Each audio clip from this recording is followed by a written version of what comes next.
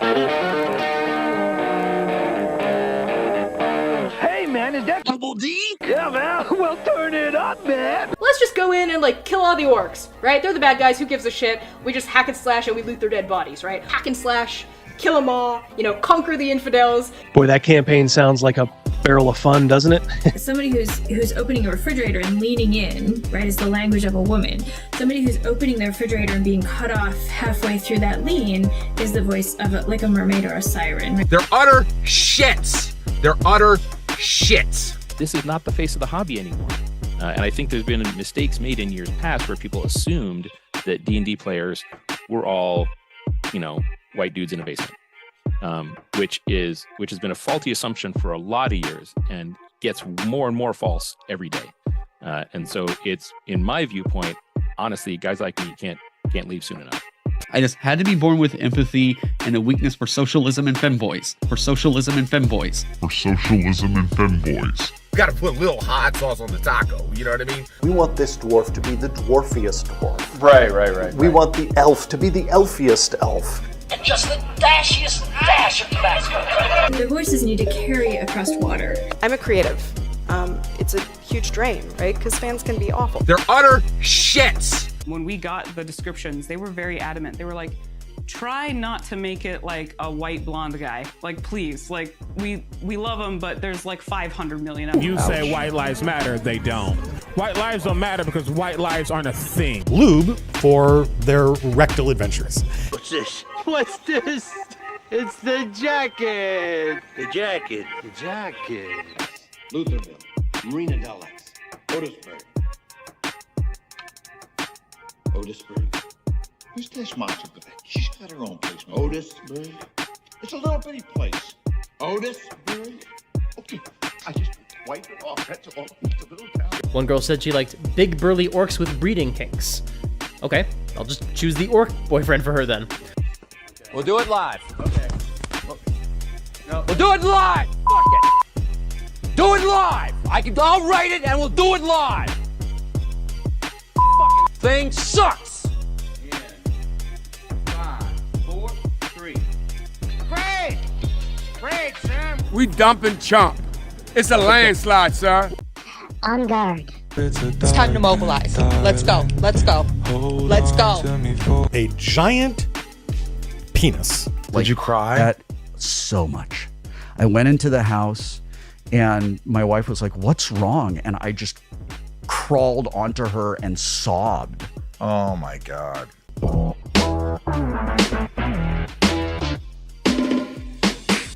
And here we go. And here we go. Hello, everybody. How's it going? Already got some folks on Rumble. YouTube showing up. Look at this guy. Let's see. Let's show it. DB, $5. Hey, dog brothers and sword sisters. Hope everyone is having a fine weekend. Pour one out for those we have lost. Take time to appreciate their sacrifice. Absolutely. Hope you guys are having a great Memorial Day weekend. And indeed, try to keep those folks in your prayers. Thank you, DB. Good to see you. We got Krugus here, Ultra American, Patrick, my man, Alex Kalori, of course, DB, Badger, Whoopertinger, Doc. Hey, Doc. Member for 14 months. Nick, Tasmocon, Surly. The gang is all here. Hungar.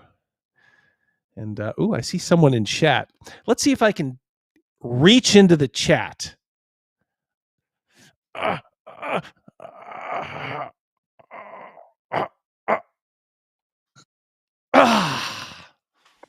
I pulled him out. Wait, there's one more. I see someone down there. Oh, it's Matt. What's up? How do, boys? We got Chris Miller, the Mad Scribe.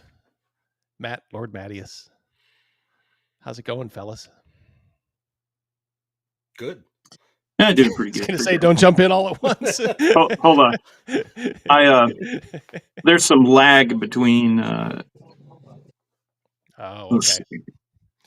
All right. Well, if you have like a browser of any kind open, you definitely don't want that. Yeah, that will because that is always a little bit behind. So just concentrate on the ugly screen that you're probably. I'm gonna seeing turn there. that off then. Yeah.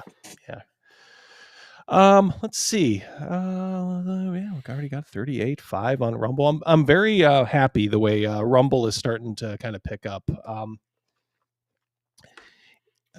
It's like people want Rumble to succeed, but it kind of gets in its own way. I mean, I'm sure it'll come. It's so clunky.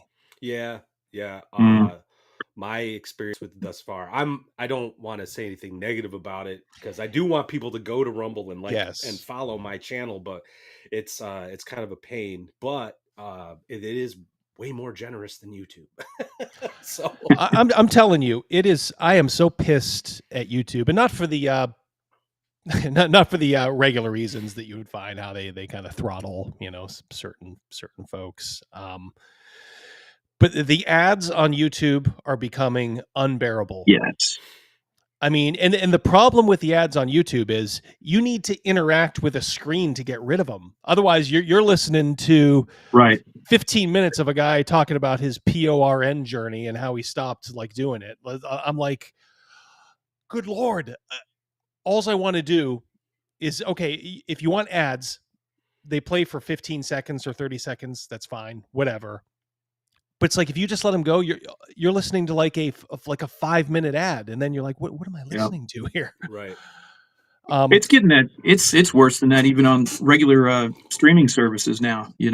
Oh, remember when you used to pay to get rid of those? Like, oh, well, I'm going to go on a streaming service so I don't have to listen to these ads or watch these ads anymore. I remember years ago, like cutting the cord was like the big thing, right? You're going to leave cable behind and you're going to save a bunch of money and watch what you want to watch. But now I'm probably paying more and it'd be cheaper to go back to cable. And I'm not getting exactly what I want because I got to deal with these stupid ads when I paid to not see them. The only streaming service that I really don't have a problem with is like Amazon, because as Amazon Prime, you're getting all this other stuff anyway. So I'm fine with that. But like Netflix is not worth it anymore, in my opinion. Hulu is. I was watching, but we watch the Oak Island show on the History Channel, and my wife and I love that show. But the problem is, it's like an hour-long show, and out of that you get like 35 or 40 minutes worth of commercials. So it's really a 20-minute show. And they're just stretching it, and the content is so little. It's like, unless you can binge, I mean, you're not really getting anything out of it, it's just such a headache. You can't even skip some of the commercials now. You got these blocks of like 8 commercials you have to watch. What annoys me about Hulu is you could also tell you could tell the demographics that generally use Hulu because of the commercials. And it's just like I gotta have my kid like leave the room sometimes because I'm like, this is not going to be appropriate. This one's we don't need to see another AIDS medication thing or something. Well, for the longest time, Daddy, what's monkeypox? Yeah. Well, for the longest time, what I would do is I have an NVIDIA Shield, to go along with like my Roku, and it kind of acts as like my Plex server. So I would just download like an app, like BTV was one of them. Some of these other ones, I was really into it, and I would just go in there. I'd find a movie or a show I'd like, just rip it, download it, and now I just put it on my Plex server. It's there anytime I want it. And for a while, I was like, well, there's so many streaming services, and the ads aren't too invasive. I'll stop doing that. Well, now I got to go back to it because it's just fucking insufferable. Like boom, boom, boom. You know what movie we watched last night, Mrs. D? I got her hooked on Hammer horror movies. The problem is we've watched all the really good ones. There's a few that I've been saving, but I'm like, why don't we mix it up? And so we ended up watching The Golden Voyage of Sinbad. Oh, nice. Good movie. If you guys have not seen that in a while, I'm sure you probably have at some point in your life. But I love those. What it was, it's kind of one of those sneaky good ones because it's of course Sinbad, Ray Harryhausen, and it was like really late, like 1973. Has the beautiful Carolyn Monroe in it. John Philip Law is Sinbad. What you don't realize And is doesn't that have isn't it? It's Doctor Who that plays the wizard in there, right? So he's Tom Baker. Tom Baker is the bad guy. Yeah, I pointed that out to him. They're like, no way. They're like, oh yeah, I guess I can see it. It's a great movie, and you're seeing Harryhausen like almost at the peak of his powers. I mean, maybe like Clash of the Titans, you could say that too. But I mean, in this movie, there is some really good stop motion. Let's get this here. Ultra American, $5. What I give for the shows I had growing up instead of the slop we have now? Oh yeah, I would happily go back to cable if it meant not seeing Disney remakes. I hear you, brother. Thank you so much. Tabletop. I heard that Wheel of Time got canceled. Yep. Good. Yeah, that was like, because I wasn't like a huge Wheel of Time fan, but I read the first 4 or 5 books, and I was like, oh, I'll watch it. I'll just see what happens. And I'm like, why are they focusing on all these chicks when it's about Rand, the Dragon Reborn? You know what I mean? It's like, this isn't gonna last long. Kind of funny how intuitive people, and for certain things I'm intuitive, for certain things I'm clueless. But my wife, she's based, of course, but she also likes to give things a chance. So I saw her watching that like season 1.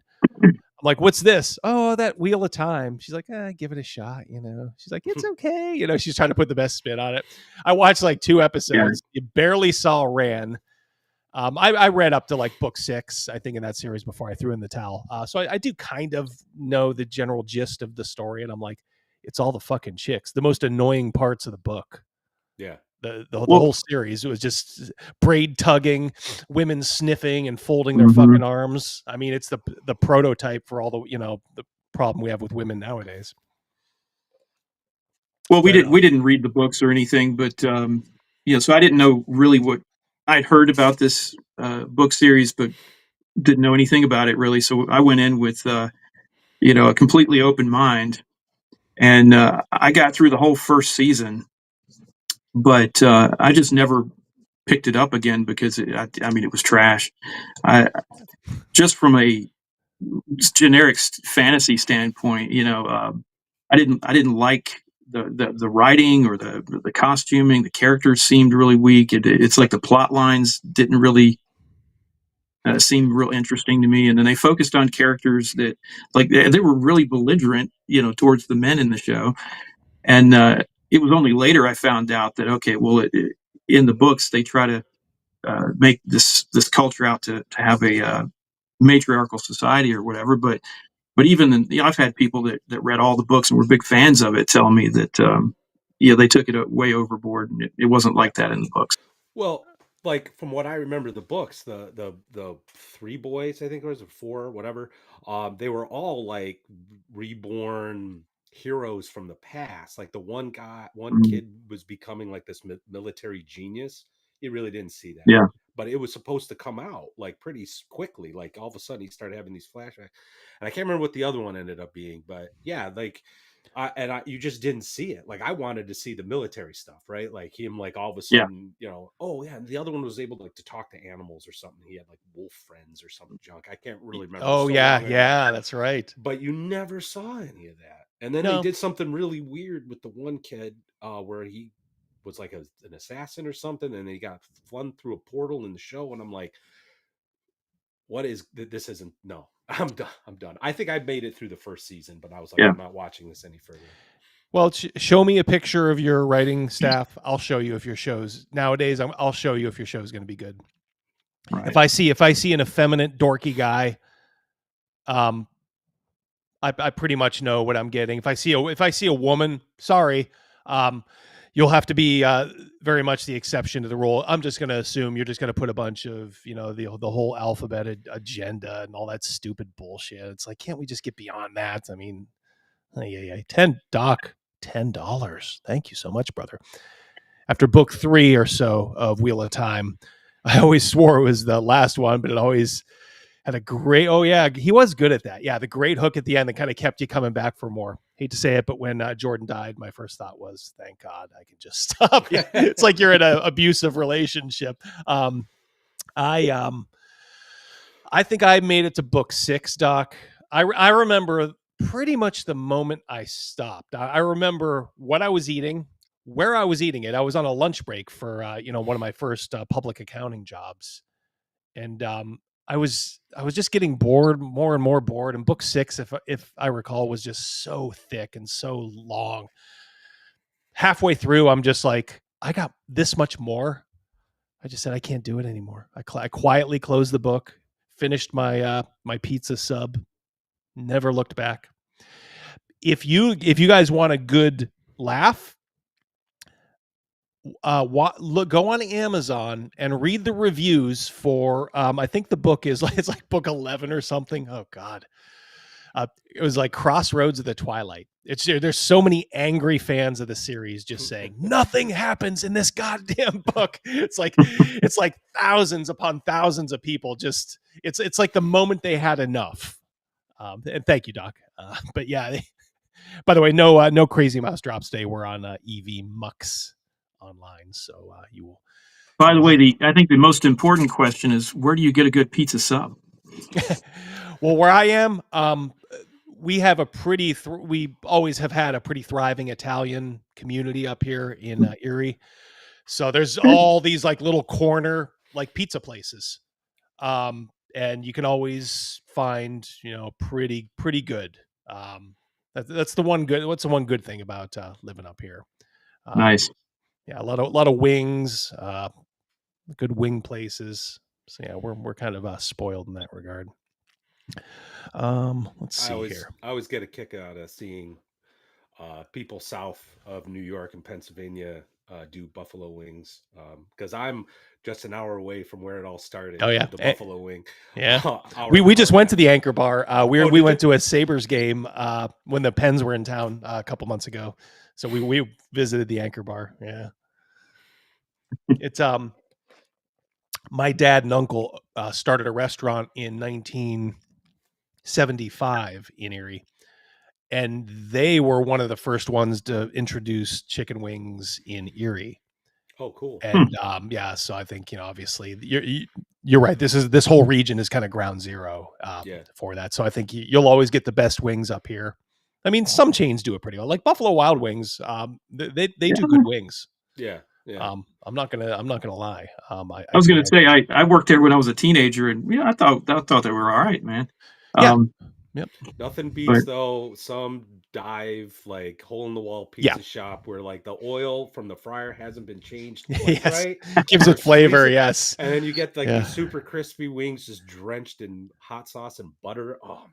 And then you got the blue cheese. Oh yeah. All right. Let's see here. I was trying to do the well, first of all, let's get right into it. Do you guys see something like Overkill Joe? Hey, you. Do you guys see any? Or is that just me? There's like a message stuck on my screen that I can't get rid of. It's Overkill Joe saying, "Hey, you." I don't see it on the screen. All right. Here. Well, yeah, no. Well, it's good. Okay. It's a wonk. This is like a StreamYard clone. A lot cheaper, but occasionally you'll get little glitches like that. Lord Mattias, you're on. Tell us about Wretched Folklore.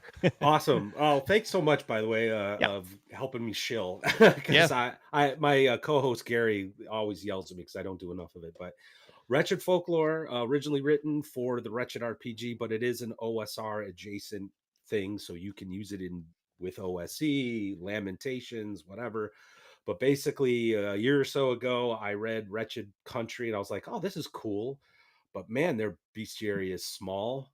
So I did the research, inspired by RPG Pundit. I did the research, and I basically found like all these folklore monsters from Native American tribes from the Midwest, and started statting them out.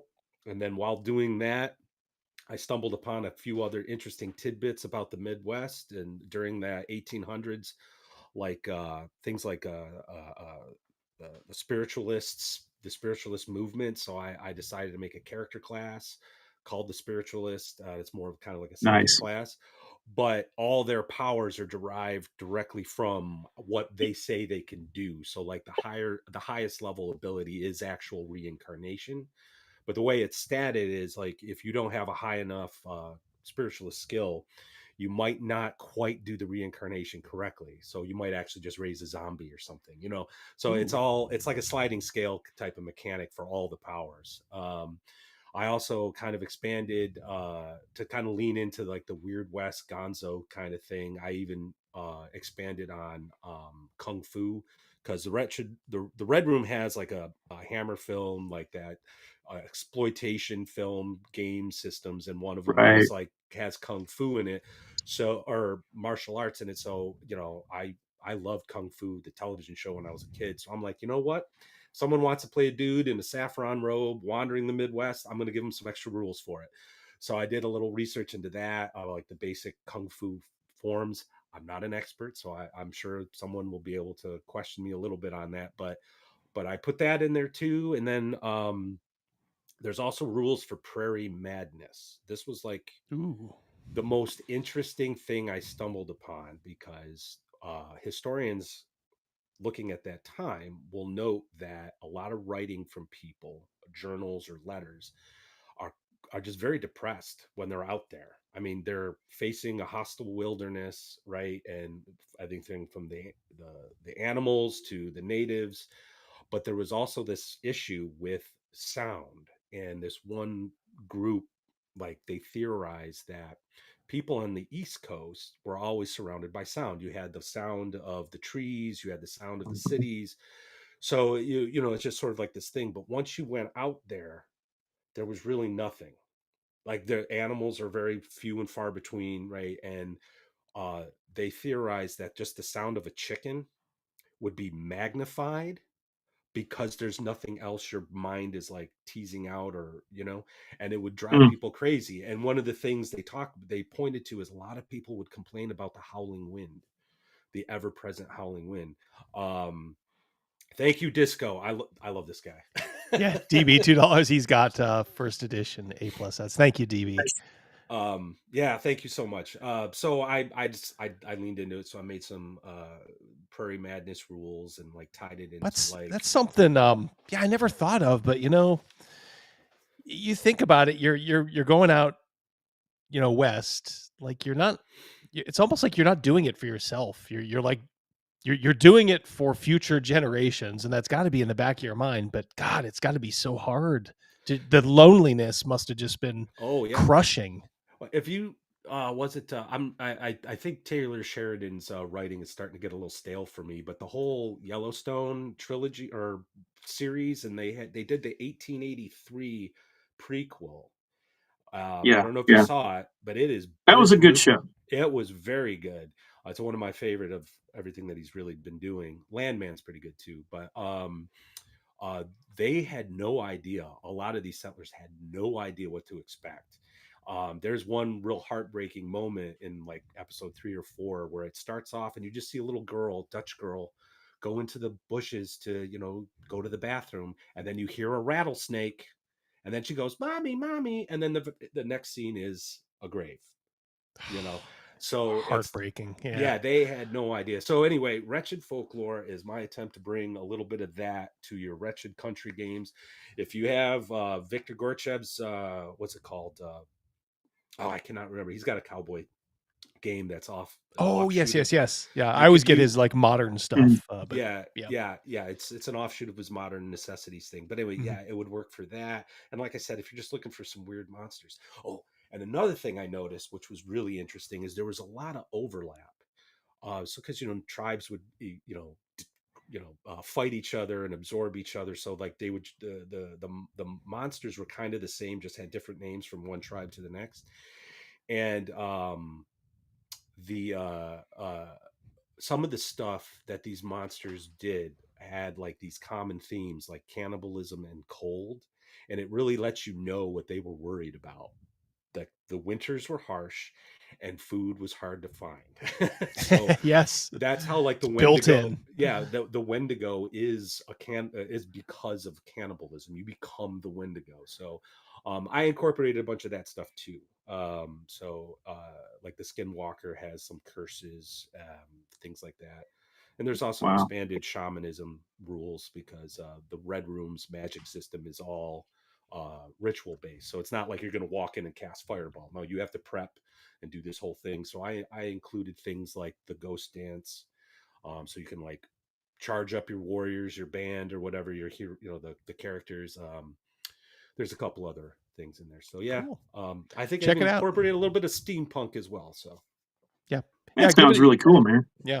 Just like when you support Chris Miller, when you support the Red Room, you guys support one of us. And it's not charity. Like I said, I have a couple of Red Room games myself. Wretched, was it the Western one is Wretched Country? Is that it? Yeah. Okay. Yeah.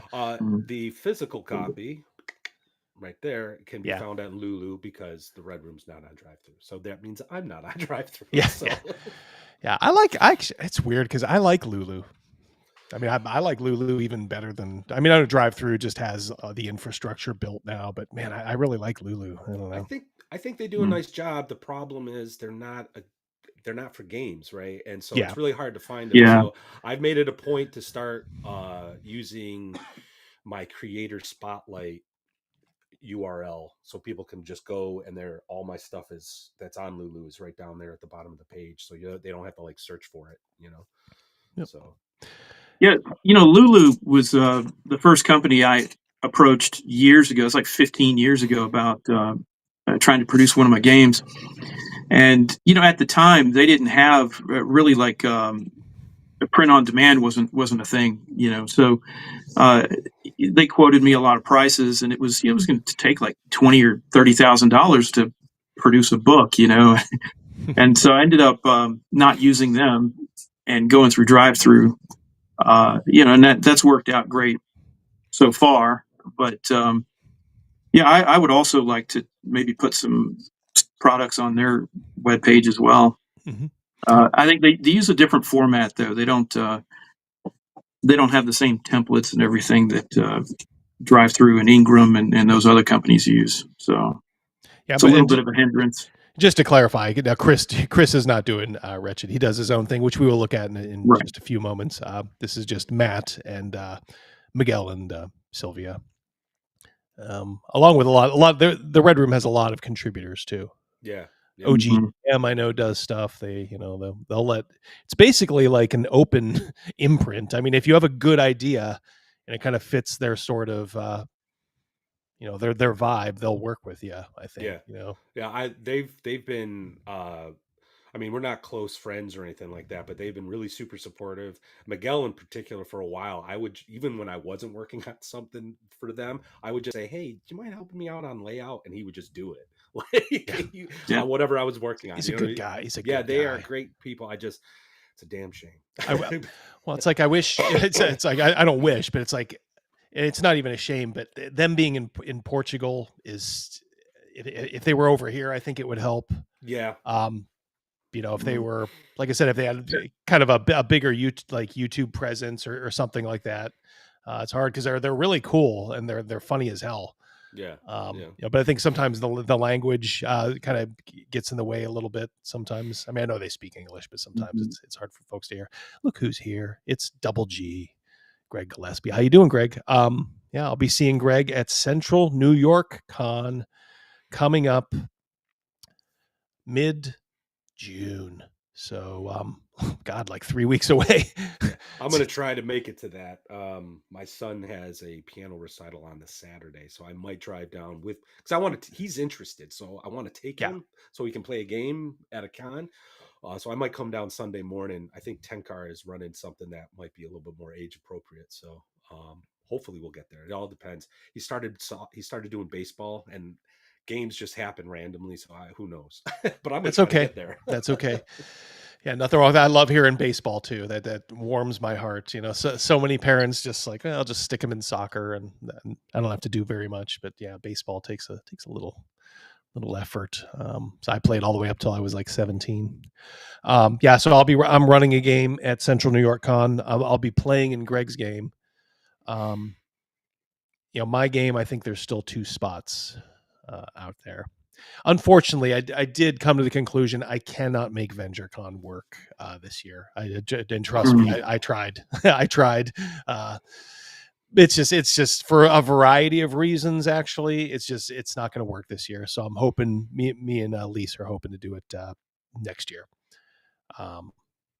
Yeah, I don't think I'm going to be able to go to VentureCon now. I'm still. I mean, I haven't pulled the plug entirely on it yet, but because I've got family obligations and things going on right now, so it's going to be real tough to make that trip.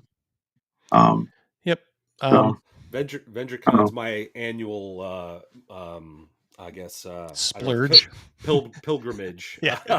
So, and a buddy of mine who was in my Lamentations game, I was doing the actual play.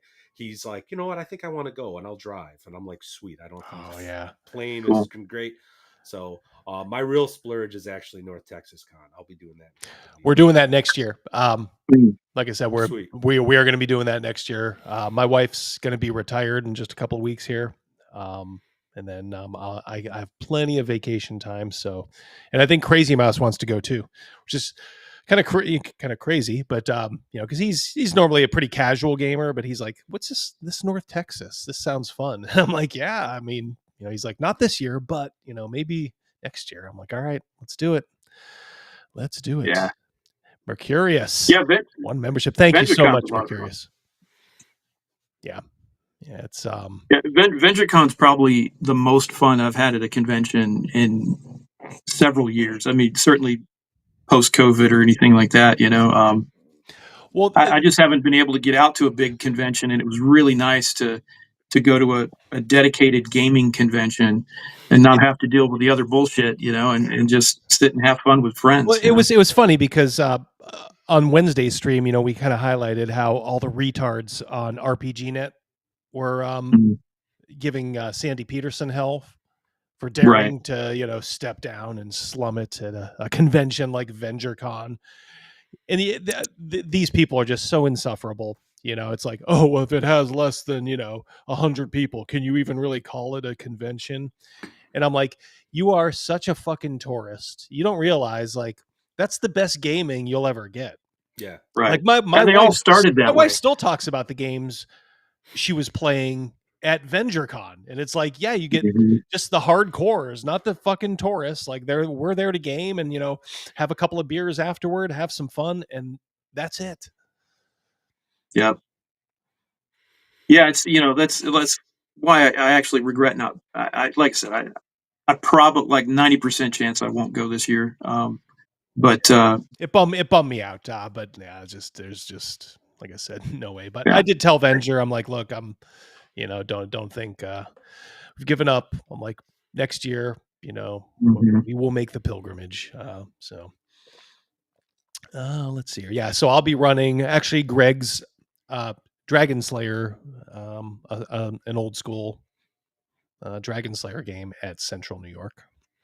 And for those of you who are a little bit more normie, I'll be at Origins the following week. The only thing I have scheduled at Origins is I have a Twilight Imperium game, so that's my whole Friday there. And then I know a couple of folks, some of them are subscribers to the channel, but I knew them from like way back in the old Eric Noah board, Nutkin Land days, and I'm hoping they can run a couple of games for us because they're always pretty good games. So it's like I said, sometimes it's nice to know people who kind of are on the inside there because I think they actually work the convention. So let's see, what else do we have here? Oh boy. Well, tell you what, let's Chris, let us.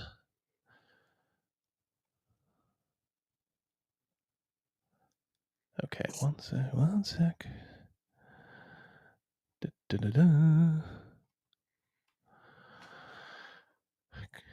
Chris Miller, the Mad Scribe. Husk. Tell us about Husk. Oh man. Okay. So this was a project actually brought to my attention through I guess a guy who knows Pundit, and Stanley Barnes is the author. He he lives in South Africa, and so obviously they're going through a lot of trouble right now. And he's I'm looking gonna to, guess he's one of the small minority there in South Africa. Okay. Tell him to get his ass over here. Yeah. He's actually Pronto. he's a school teacher, and of course he's told me some horror stories about teaching over there. But well, we know from our artist the horror stories. Yeah. Over Right. there. We've had a lot of firsthand or secondhand knowledge there. It's one of those things like, oh, does it really happen? I mean, come on. It's like, well, not only that, like just a bunch of regular schmoes over here know people who've been like intimidated, threatened, had violence done upon them over there. That's the crazy part. And you still get the media saying like, nah. And I've known, we had a friend of ours that we knew from, I used to do the live stage production of a Rocky Horror Picture Show. Right. I remember that. Yeah. We had a guy on cast that was from South Africa, and this was easily 10, 15 years ago at this point. And he was telling us back then that the reason he left is because it was getting so dangerous and violent that he didn't feel safe walking the streets. And the funny thing was, he said the worst perpetrators of that were often the cops, because they just ran a protection racket, and they'd go door to door and make you pay them money, or they'd turn a blind eye, and stuff would happen. So anyway, I mean, it's yeah. I mean, we could go on, but like it is funny how the only time that whole continent has pulled themselves up out of the muck and mire is like when things were being run. Let's just say on along different lines. I mean, people forget South Africa. Let me remind you, ladies and gentlemen, had nuclear weapons at one point. Right. A country at the tip of Africa had nuclear weapons. Yeah, let that sink in.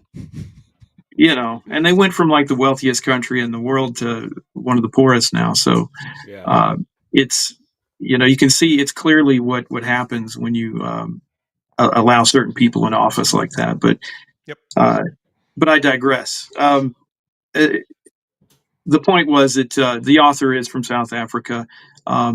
He approached me, and he's been a fan of Pundit's books for a while. And so vicariously through me, right? And so he's never published anything. He wanted to know if I would look at it and whatever. It actually turns out to be a pretty unique, interesting system. And Husk it's weird because he teaches history, and so he's really into ancient Sumerian stuff, and he's into ancient aliens and all that, which is very similar to what I did with On Kerr. And I got to looking at this, and I said, well, there are similarities, and I said that I could either not produce this and have kind of a competitor out there, or I could make it myself, and it's a win-win situation. Yeah, do it right. Yeah, right. Make sure it's so. By the way, thank you, anyway, Quentin Bauer. Thank you so much. I took on the project and. Did all the editing and layout and formatting and all that. He actually got one of his students to do the artwork, and it's quite good. It's all black and white, like pen and ink stuff. But nothing wrong with that. Nothing wrong with that. The system is a little interesting. You use your stats have different dice assigned to them. So you might have a strength that's a D4, a wisdom that's a D6, a constitution that's a D8. And then the difficulty numbers, will range between, say 2 and 10. And just give us like the elevator pitch of like the world of what's going on here. Basically, this is an Earth-like planet that was in the midst of a Bronze Age. When an interstellar swarm of giant hornets traveled across the galaxy, landed on their planet, ate everything, all the vegetation, all the people, or most of them, and then moved on. And a lot of these creatures died along this journey, and so the husks of their their carapace armor, their husks of their body, are just sitting in these like sand dunes, and so the surviving humans end up using those as dwellings and cut it up and make armor out of it and weapons and different things like that. There's a hint that they had some kind of high technology, little alien-esque at one point, but most of that is gone. If you find any remnants of that, it's a magical weapon, so it's an interesting take on that. And I think it's yeah, for sure. It's a little gonzo, but it's real interesting. Reminds me slightly of like Ethan Van Sciver, like he does like Cyberfrog. Right. The Vespas, coming in. I mean, I know it's not completely, well, and if you're has that vibe, if you're a fan of Kevin Simbeta's, like riffs or something, it's like these Zeta-6 warriors that came through that portal and took over, the Middle America or whatever. One second, Chris. Let me clean up the Badger's chat here. $5. Thank you, Badger. Guarantee RPG Net slurped all over Green Dragon Fest in Knoxville, and it had far fewer than 100 attendees this year. It's always politics with them. Yeah, and I bet everybody there had a really good time and just gamed and had fun and weren't interested in buying Funko Pops and stuff like that. So thank you very much, Badger. Go ahead, Chris. Go ahead. Yeah, so it's anyway, it's a real simple system, very rules light. It's got a lot of good setting information in there, and even if you wanted to rip that and use it in some other campaign, I think it lends well to that. The artwork is really good for an art student in high school, and I was really pleased with it. I think it's actually a nice addition to somebody's gaming collection, and it's only it's like 56 pages. Like I said, very rules light, so the book's not expensive. You can get it on drive-through for $20. Cool. And that's that. All right, guys, give it a nibble if you are so inclined. Let's see, 1 second here. I have the link in the chat, actually. So, like I said, if you want to take a little nibble, there's a PDF out there. Right. And for those of you who don't want to buy something from drive-through, the book is also available practically anywhere else in the world that books are sold. Just search it, Husk. You see the yellow and black motif, so easy to see. Yeah. All right. Let's see here. Okay. Do you guys want to do a little e-fapping of Jeff from the gaming gang? That guy. Oh my God. All right. I used to watch this guy, and I thought he was okay. I never got All right.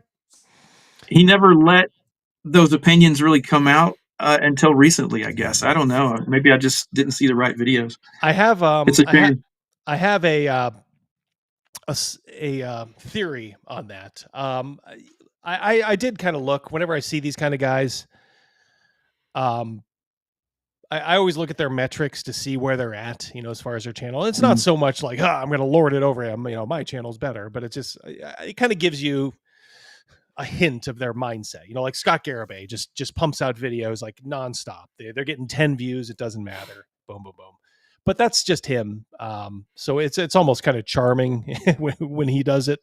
But this guy, he has what you would consider like a quote unquote big channel, 15,000, but he doesn't get many views, and they've just been kind of steadily dropping. And I think there's reasons for that.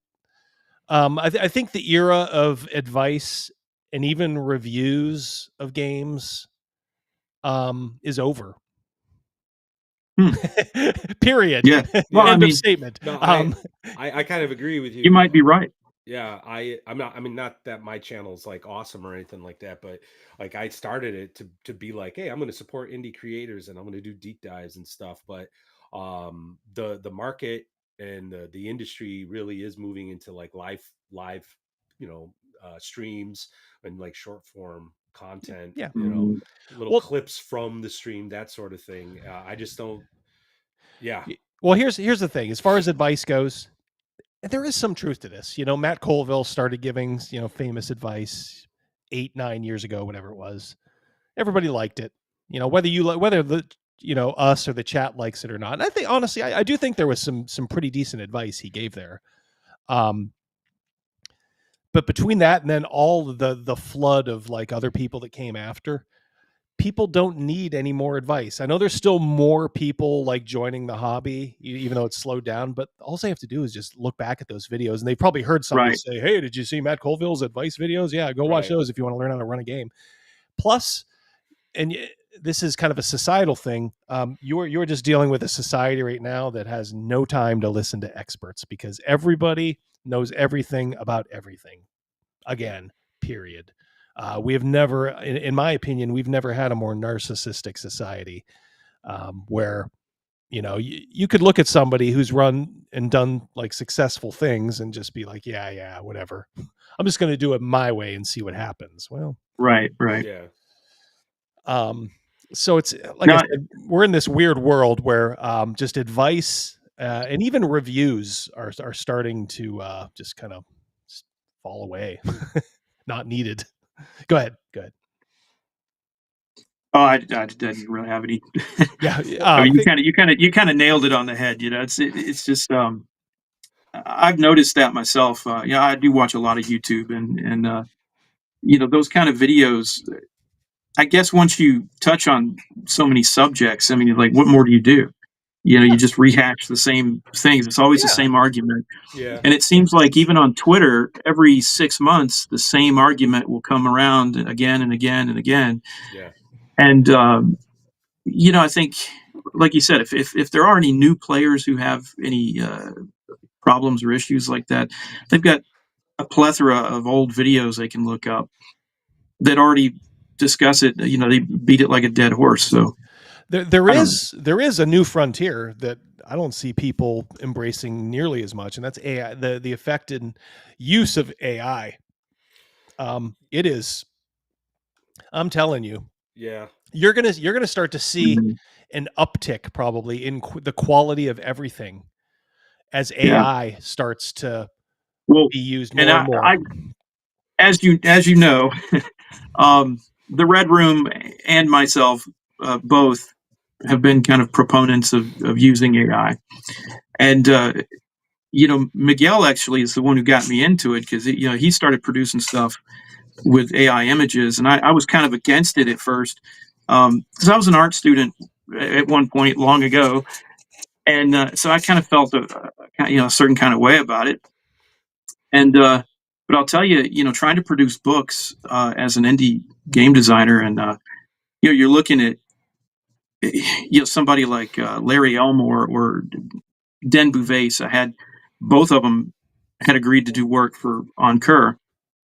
By the way, Chris, I know where you're going. You're going with the artwork. I'm talking about writing. Oh, you're talking about the writing. I'm talking actually, about our artwork and writing. Like you're like, you don't understand how easy it is to like, shit, I'm stuck here. Hey, Chat GPT, what? Right. Here's the situation.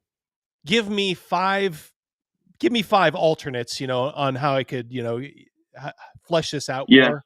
And honestly, for like Friday night games, I will do that, and I'll be like, some of these going are back to the advice videos.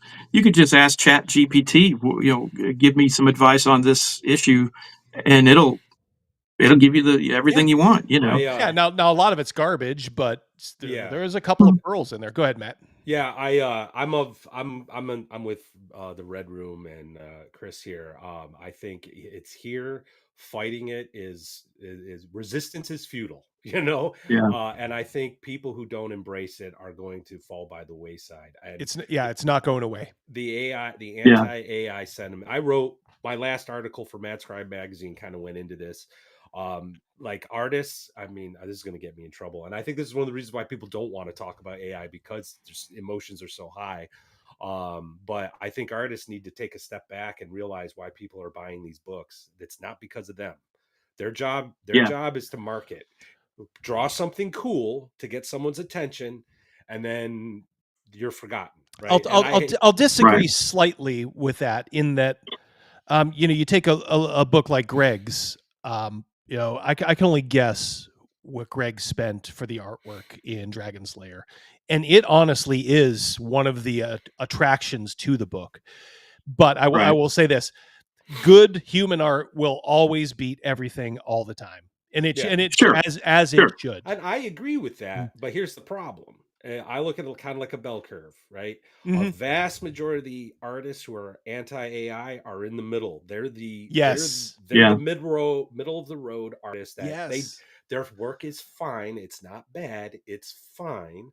Yeah, But because that's who AI they're can- competing with. Yeah, but that, AI those, can do yeah. it. There's only not everyone's a Zach S. Not everyone's a Larry Elmore. You know what I mean? Mhm. If you want to be that, go do it. And then I also think there's a conceptual problem, and I tried to point this out in my article as well, that I think the artists in the industry think they're doing the sublime. Like they're going to transport us into like this high art, like they're doing Right. the Sistine Chapel. No, they're not. It's commercial. It's meant to just titillate the senses, to get someone to pick up the book and buy it. And that's it. You're marketing. That's it. You're part of the marketing team. Mercurius, hold on one second. Let me Okay. sneak this one in here, Matt. Sure. By the way, why is there a lair on Sunday or over on that side of the world Monday morning? Just been meaning to like kind of, just kind of hang out a little bit. I probably do it like maybe once every 5 or 6 weeks. Just do a little extra. Like I said, I don't like to hit you guys over the head with too many streams, so it's usually just Wednesday. But every once in a while, I like to hang out outside my normal crew. My son thinks your name is Tops Double D, says Edgelord. Tell your son I like him already. Based. I like him already. Yeah, based son. Yep. Give him a little hair tousle for me. Yeah, go ahead, Matt. You were continuing. Oh yeah, no, that's fine. So I think artists need to realize what's going on here, and some of the arguments I've been seeing, they're like, well, you should just use public domain art. Well, what exactly is your position at this point? If it's not about the Right. money, why are you arguing? Like, because Mhm. if I use public domain art, no one's getting paid. So what's the difference with me using AI? Right. You're You know what I mean? you're still not paying the artist. Yeah. You know. And Yes. then what if, and I made this point too, and in the article that I wanted to defend Mad Scribe and Pundit, like Baptism of Fire, you guys took public domain images and used that to kind of train some AI, Right. So like Yeah. literally no artist was harmed in the creation of that artwork. Yeah. Like, so why were people Exactly. bitching about it? It made no sense. I think it's really just fear, misunderstanding what AI actually is. Yeah. And I think if an artist could harness the power of AI, they could do a lot more in this industry. Like I'm like, I want to try to do this at some point with some of the projects I'm working on.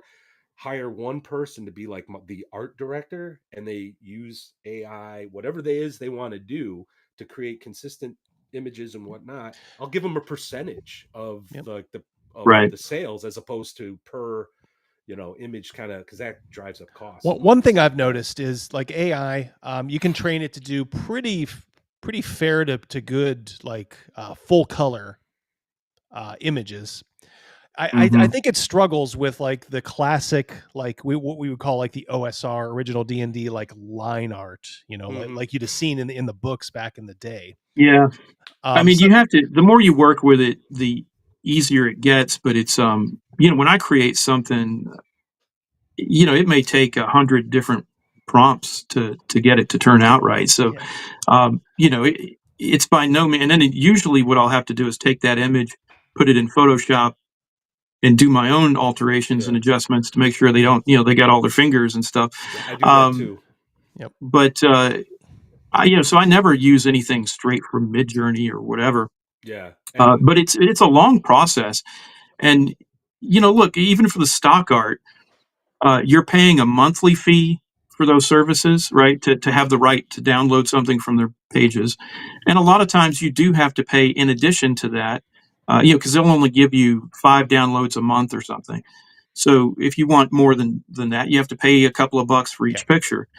So when you're talking about, Baptism of Fire, 350 pages or something, there's a picture on every page just about. And there is absolutely no way I can pay an artist, $1,000 per picture or something Yeah. and you're like, oh, well, it's not that expensive. You can get art for $50 or $100 or go on Fiverr. And that's true to some extent, but the stuff you're going to get on Fiverr is a lot worse than what you're going to make through AI. Yeah. The artwork that's in Baptism of Fire and the new book that we're coming out with, The Last Vikings, the artwork in that is exceptional because, again, it's based on these classic artists from the 1800s that produced really exquisite portraits and stuff. Well, I can't pay somebody with that level of ability. Somebody like Den Bouvet would come to mind with that, and he charges $5,000 per picture. So just not going to work. Yeah. But it's going to take, and it's going to. By the way, it's going to take him 2 months to paint it. Patrick Demo, $5. There are also folks like me who don't want to illustrate everything because Patrick is an artist himself.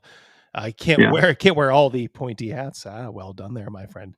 Hello to our friends from Black Lodge Games. By the way, guys, Black Lodge is going to be on this Wednesday. They have a new project launching pretty soon, so we will sit down with the boys as we have done in past. It's always a good time. So most AI art is ugly. I wouldn't say that. I would disagree. Having said that, like for my project, I kind of have expectations for when I do launch what my book is or what my adventure is going to make.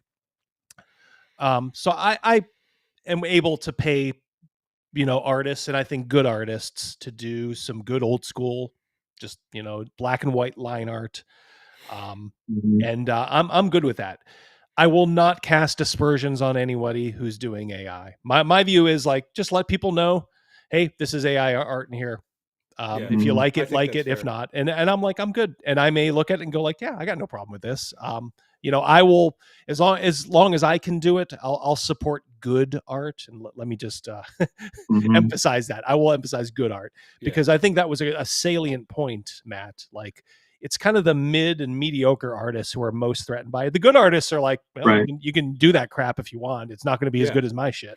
And that's the kind of artist you want doing work for you. You just hope that they're not too expensive, for what you're doing. That's why I think the industry could evolve, and instead of hiring a bunch of artists for a project, you just hire the one to be your art director who, through their artistic expertise in conjunction with AI, is able to produce something that's unique to your project. And I think that's where it should go. And I see there's nothing wrong with that. I like Chris, I dabbled a little bit art student way back in the day. So I use GIMP, this image manipulation software in conjunction with AI stuff that I generate, blah, blah, blah. And, I think I do okay, with what I come up with. But if I could get someone to just team up with me on this one idea I have, like I said, I will cut you in on you will be like partners, I just want to see if it works. Cause it kind of like proof of concept. If this works, this is the direction we should be going in this industry. Doc Flamingo, and you look one second, Chris. Doc Flamingo, $5. Ultimately, the problem people have with AI is a pervasive issue we have in modern society as a whole. People think they are owed a living. There's no such thing as a free lunch. Thank you, Doc. Yeah, true. Go ahead, Chris. Well, my point too is that it wasn't that long ago, just a few years ago, that let's face it, these artists are. We're talking about digital artists usually nowadays, right? And digital art, when I was in school, was looked at the same way that AI is. Well, those aren't real artists. These guys, you don't know how to draw or paint for real. You're using a computer to do speed paints. And, so now they've gotten comfortable making, top dollar with this stuff. And I think there's going to have to be a price correction. You can't, you can't make a book nowadays and fully expect to, as an artist, to get paid thousands of dollars for your artwork. And then the writer and the editor and the everybody else that works on the book has to wait months or even years down the line before they get a payout. I think what's going to happen is as we go on and it becomes more and more normal, it's not going to be so much that AI art is going to be a negative. It's that real pretty good art is going to be a selling point and a positive. I agree. So it'll just be sort of accepted like, okay, this is going to either use some or all AI art. Fine, if you want to do it that way. But if you have a product and you're like, you can put a little banner at the bottom that says all human art or something, you know, something along those lines, some tagline that people will be like, you know what, I'm kind of sick of looking at, you know, AI art. I want to support, you know, real art. So I'm going to lean towards this, even if they're not like, you know, chastising the ones that do use AI art. Mercurius, I'm gonna Butlerian Jihad now. There you go. Thank you so much, Mercurius. Go ahead. I'm going to give a shout out to Dean Spencer. You know, on Drive-Thru, you can find his stuff there or on his Instagram. He's one of these artists that doesn't charge an arm and a leg, and he actually creates a lot of stock art. I mean, if you've played a role-playing game in the last 20 years, you've seen his art somewhere. But I really like you know, his business model where he'd rather just basically put an open license on everything and say, okay, well, you give me $1 for every picture, you know, and then you know, it's advertising for him. He makes a steady stream of money because you don't own fully the rights to that image, so other people can use it as well. But you know that his stuff is pretty high quality too. Well, so I like my philosophy is get artists on the way up, like Keelan, like the Wonky. Get someone like that who's young and hungry and on the way up, and pretty darn good artists. And then, you know what, I'll take. You remember in the movie Django, they were trying to buy Mr. Candy's, you know, his fighters, and they're like, well, I know you're not going to part with your first, you know, your best one, or even your second, you know, but what about Eskimo Joe over there? You know, when I see a book like Greg's, I'm looking through Greg's, and he's got like Darlene, he's got Jeff Easley, he's got all these artists, you know, but I'm looking through, and the one that's catching my eye is Ken and James. Yeah. And I'm looking at all of Ken and James's art, and I'm like, damn. I'm like, now, this Ken's a really great guy too. This guy is good. Yeah. And he's like I said, he's let's just say he's good. he's not a nutso artist like some of these guys. So I immediately approached him too, and I'm like, hey, you know, can we do some business? And he's down with it. That's why I'm going to be working with him. So it's like, you keep your eye open for like the ones that aren't going to break the bank maybe, but are still going to do, you know, good work for a reasonable, you know, price where we're both happy. Yeah, Kennan's done a lot of stuff for Mad Scribe, and you know, he's a little pricey for his full page, you know, detailed artwork. I kind of know what Greg paid for his stuff, and I applaud him for that. I just didn't have the startup capital to do that with, you know, some of my projects, but you know, if you can convince him to do something on the back end, I mean, you know, that's great. Or break it up, do quarters. Mm-hmm. You know, do it, you know, because he charges by page. You know, do quarters, and let's, you know, maybe you can't do a full page, you know, splash page with it, but damn, I'll take that all day long. But I'm telling you, I still just kind of go through like Dragon Slayer. Yeah. Right here. Yeah, it's full of great art. Let's just say the art probably cost an arm and a leg, but it was worth it because like every page on there is like, you do get the old school feel. And I know you were kind of saying, Matt, like earlier, like maybe that's not a selling point for some. I think in certain situations, especially this, it sort of is, because you compare that to like old school essentials, which is certainly a fine. Let's tell the truth about old school essentials. The rules are fine, of course, because it's BECME. The layout is great. That's where it gets like, you know, high marks, but the art, it's hit or miss at best. Yeah. I one of the guys I game with regularly on my Discord server, he actually said this to me once. He's like, yeah, the art is nice, and I get why people want to talk about artists in this industry, but I don't pay attention to art because I'm playing this game and I prefer the images in my own head. You know what I mean?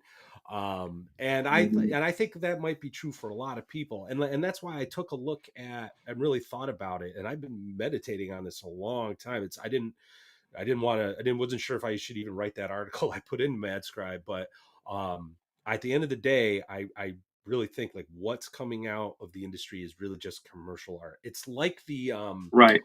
it's like back in the 1800s, you know, the ink drawings from Japan, like the wave, that famous one in particular. Mhm. That was like just art that these poor people were doing on the streets when the Western merchants were showing up. It wasn't considered high art. We consider it now high art because of the cultural significance of it. But at the end of the day, they were just doing these quick ink drawings to sell to the merchants make that were some money, showing up. make a living. Yeah, and that's how I see the art in this industry. So I think artists need to like just take a chill pill. Maybe, you know. Yeah. Thraxis, $5. No AI tags are a virtue signal. Yeah, I mean I suppose that's one way to look at it. Hate all virtue signals. That's all this is. People trying to be more pure. Let the art stand on its own. Well, I mean, look, I that's the way I see it going. I could see, I wouldn't call it a virtue signal because virtue signal has such a specific meaning these days. Because I think you don't have to necessarily be on the left to want to use, if at all possible, human art. You know, even though a lot of those folks, you know, they do. I don't know. It's a complicated issue. We'll see where it goes. Like I said, that's all I see it as it becomes more pervasive. It's just going to be accepted more and more. And then there's going to be a little niche where you can go like, well, now that this AI art is everywhere, guess what? You know, human hands have touched this. So I don't know. I don't think there's anything wrong with that. But like I said, back to my original point is just, and the writing aspect is kind of a little nebulous because you're not going to know whether the adventure you're reading and bought was, how much of it was done by AI.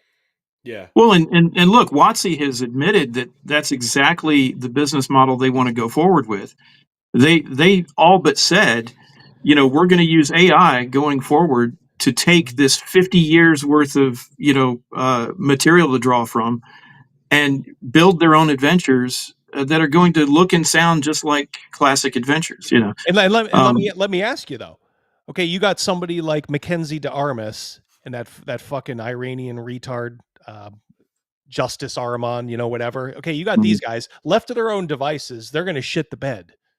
Okay, but if you tell them like, hey, dummies, you're going to follow this fucking prompt, what are you going to get better material from? You're going to get better material from a machine that's looking at past, hopefully in the good past, and saying, well, follow this path. Maybe. And that's interesting too, because on the one hand, you're right, but they've also said that now everything has to go through like 4 or 5 different you know, sensitivity officers or whatever. Yeah. Go ahead. Inclusivity. Yeah. So which is it? You know, are they going to program their AI to be woke?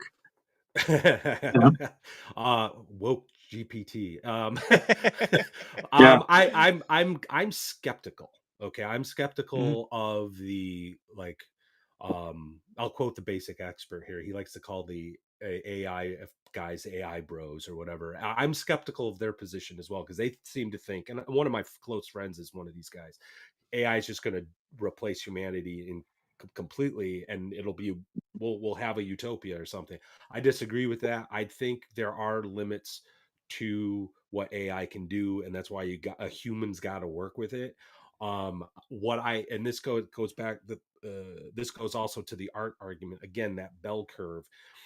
AI is trained on what is in the market, and a vast majority of the market, both writing wise and art, is average, right? So I think a lot of what AI is going to produce is going to be average. It's fine. It does the job, right? It gave me a goblin warren so I can go hunt and kill goblins, and it gave me this cool image of a goblin. It's fine. And to your point, Double D, there will still be human endeavors creating, but that's going to be the higher quality stuff. And I'm a huge Lamentations fan. I think James Raggi, what he produces like is top tier stuff more often than not. And so you'll still have those in the market, but that's going to be where the quality writing is. But at the end of, but I'm also kind of biased because I call it ho hum basic D&D. Like, I'm really not interested in Goblin Warrens. You know what I mean? I'm not interested in adventures like that. I like the weird stuff that the Red Room does, that Raji does, because it's just different, right? And in a lot of ways, it's better than what's out there. And to be honest, I'm also not the guy that's going to rush out and buy a basic D&D module because I can just do it myself. I've been doing this for so long. You know what I mean? So I don't. But I think with the artwork, like you could train like in a conversation, like, okay, let's talk Chat GPT. Yeah. These are my inspirations. I like this. This. Start doing it, and at first it's going to give you like some kind of really limited and wonky stuff, but eventually you're going to get some stuff where you're going to go, that's a horse I can ride. Yeah, well, I'll be honest. Like, I've been experimenting with it a lot ever since it came out, and just, well, at least on the art side, just recently I started incorporating ChatGPT into my process. I use it as like a sounding board. I'll be like, hey, I've been thinking about this, blah blah blah blah blah. What do you think? Kind of a thing, and then it'll prompt me, and then I go back and I do some writing and back and forth, and then I'll just say, hey, can you give me a D20 table, and then I'll keep like half of it, the other half I will get rid of, you know what I mean? But it'll inspire me to do more work. So using it as an assistant, I think, has been really cool, right? It's assisting me. And I think that's where AI should be. And I think at the end of the day, it should never be like, produce this adventure for me, here's the things, and then just copy paste. It probably could do that, right? But you're not going to get anything good. Yeah, exactly. That'll be a hot mess. Profoundly mediocre. But I'm just saying, in specific instances, you're like, all right, I got this here. I don't know what to do with this particular part of the adventure or the map. You're going to see people being like, all right, give me, here are my stipulations. Here's what's going on. Give me 10, and then out of that 10, you're only going to get, 1 or 2 that are, worth anything. But hey, you might be able, like I said, to start to polish those 1 or 2 up. Basically, it should be nothing more than like just you're bouncing ideas off of it. Yeah. Like, what do you think of this? Like, ooh, I like that. Continue more with that. You just kind of refine. Yeah. Like I said, I've kind of used it for, like our regular Friday night group occasionally, especially if I'm pressed for time. Yeah. I've done that too. I don't feel bad about it at all. I'm like, okay. It's still, it still has my fingerprints on it. And like I said, it's usually, it's not like, the whole thing, because like any good game, it's based around the players at your table and what they're doing. But, if there is a particular spot they're going to, and you can put, a couple of things in front of them, it can help, like I said, to a limited degree. Yeah. I'll who's that? Ben Affleck, of all people. I'm going to quote him on this. He was on some panel a little while back about AI in the movie industry. And he said, yeah, some people's jobs are, in jeopardy. But the thing about AI is that it's a craftsman. It knows all the tricks and trade, the tools, the techniques, and it'll be able to add in anything. But an artist knows when to stop. Yes. Right. AI is not an artist. Yes. That's why, when I heard that, I'm like, oh my God, I agree with Ben Affleck on something. But he's right. Like, and that's why I don't think the human element is going to go. I just don't see AI completely replacing humanity. I just don't. Yeah. Because of that statement. Because he's right. Artists know when to stop. All right. Well, let's go ahead. You'll have the last word, Chris. I would say my only real problem with AI at this point is that I saw this video the other day that it alluded to the fact that this might tie into the dead internet theory and all that about 50 to 60% of all content on the internet now is suspected to be AI generated. And so all these articles, these bullshit ads, clickbait kind of things you get on your phone and whatever, those are all AI generated. And a lot of times, a lot of the prompts that you prompt Chat GPT or Midjourney or something like that to get an image or to help you write something. And what you're pulling from, the examples that it's pulling from are not written by people either. they're pulling from AI sources. Oh, so it's And self-referential, yeah. Right. And so the quality of the material gets, worse and worse and worse. And I have seen that. I've noticed, with Midjourney, I did some images for this new book. And I will say that year by year, like when I did Baptism of Fire, that was the best art that I think you could get at Midjourney at the time. And now, a year later, this is way better than that, And so, but to get that, you had to go through so many, like I said, you'd have to generate that image over and over and over and over, and take pieces of it and splice it together to get a good image. Because I can tell what it's drawing from is other mediocre AI art, So it helps when you put in very specific prompts that okay, make it look like this 18th century artist or whatever, But if you don't do that, you're gonna get something that your AI art starting to have a look to it. Like you can look at it now and spot pick it. it out pretty easy, for sure. Sean gave one member. Thank you so much, Sean, my man. Sean, I don't know if you were here earlier. My apologies, brother. I can't make it to VengerCon. Like I said, I was very disappointed, but it's just not going to be able to work logistically. But we will get together at some point in the near future and game together, brother. Thank you so much. Asterion, $10. Like you're saying, AI is a tool that can assist. Yeah, that's all we're saying. You don't have to be afraid of it or anything like that. You can bounce an idea off it. Can make you tables and charts, organize your notes, do all that kind of stuff. And that's all it should be used for. Yeah, you should not be saying write me an adventure, that has, goblins and, the frontier and a cave system. And then just be like, yep, looks good. It's like, no, there's no shortcuts. You have to do all the hard work. Yeah. This is just I'm stuck in this one particular spot. Help me out here. Give me a little primer that I can, get the old creative juices flowing again. That's all. And thank you so much, Asterion. Much appreciated. I'll tell you what, we've been teasing, as somebody said, Double D, why are you teasing us with this guy's ugly mug? So just to those of you that weren't here Wednesday, this guy took a shot at me for my Goodman Games video, Jeff McAleer from the Gaming Gang. After many attempts to learn who their press contact is, this is the kind of guy he is.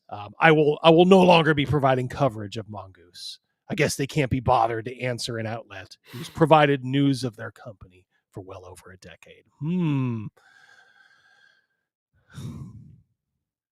Then we got him puffing up Cobalt Press because they did pass along one of his reviews. This guy loves to have his ego stroked. Right.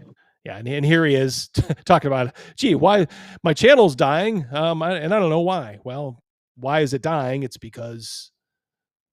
let's get into our topic for tonight. That's why your channel is dying, Jeff. Got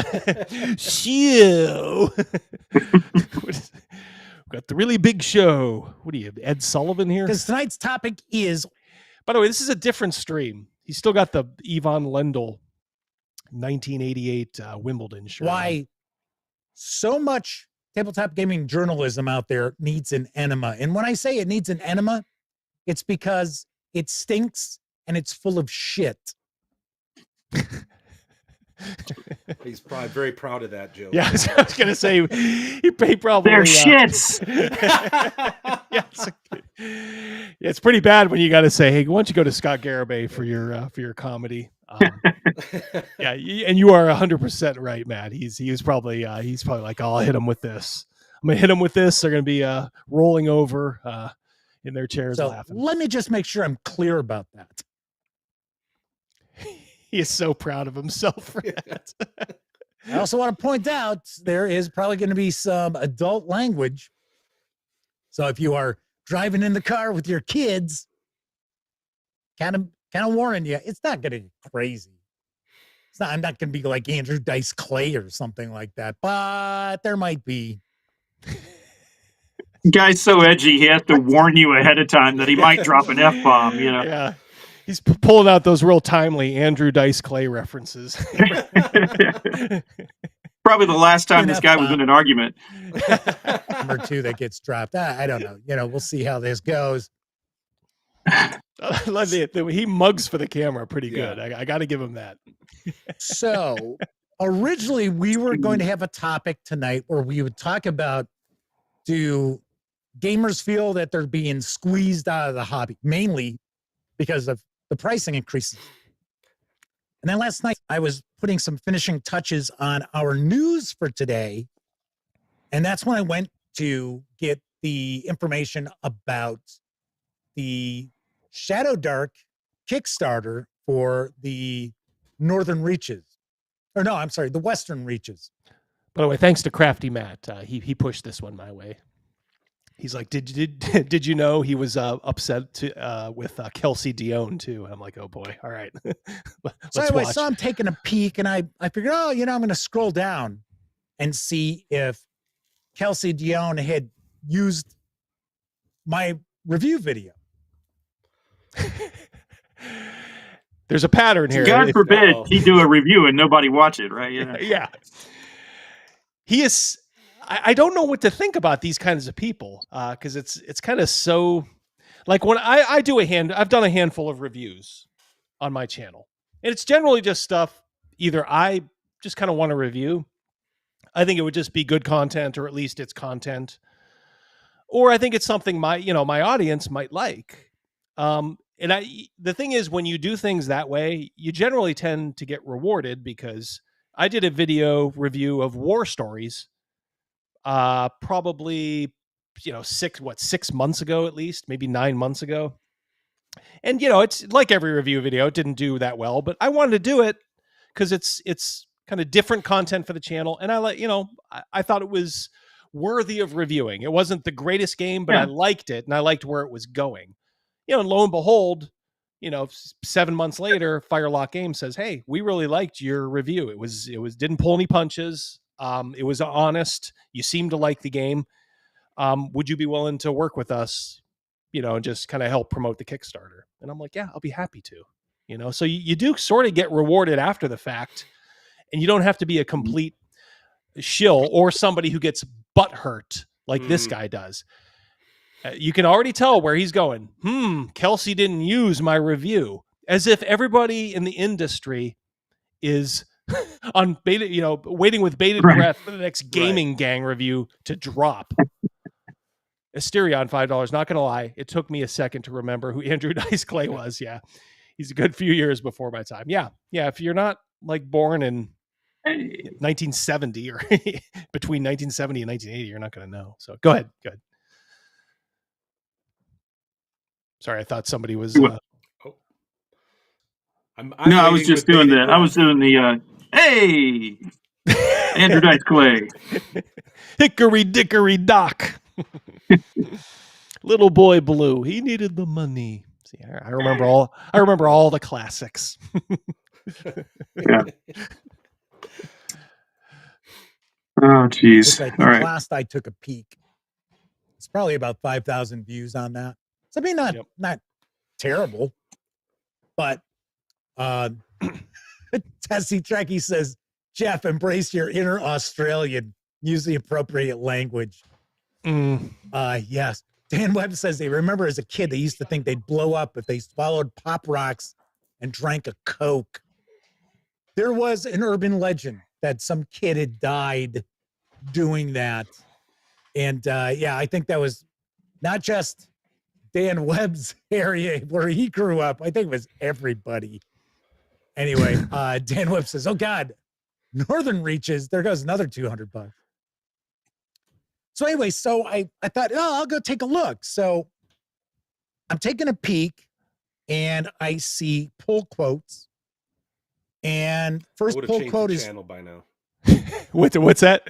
I would have changed the channel by now. Gone to another detail. Yeah. It's talking about Pop Rocks and stuff. Come on, man. Get to the point.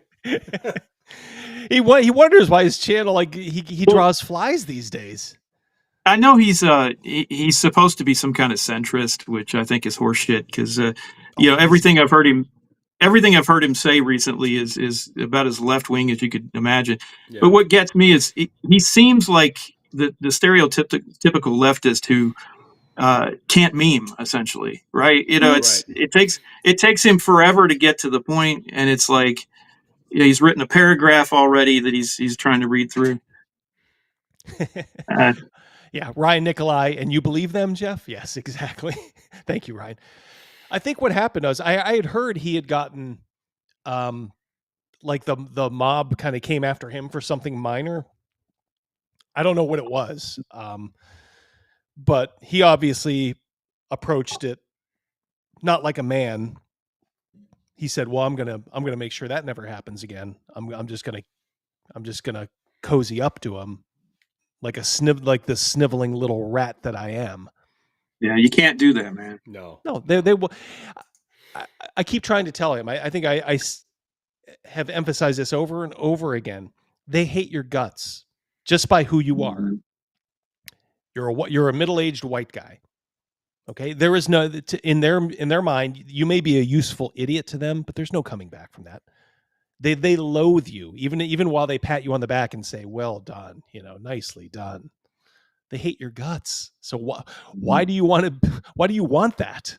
Yeah, it's crazy. From Forbes, they're not going to do any. They're not going to do you any favors. No, not second pull quote was. Well, from, you want to come at it from like an angle of compassion or something, or empathy, or certainly they'll understand the logic of my argument or whatever, and they won't. It's a lost cause. Yeah, for sure. Gizmodo or Polygon.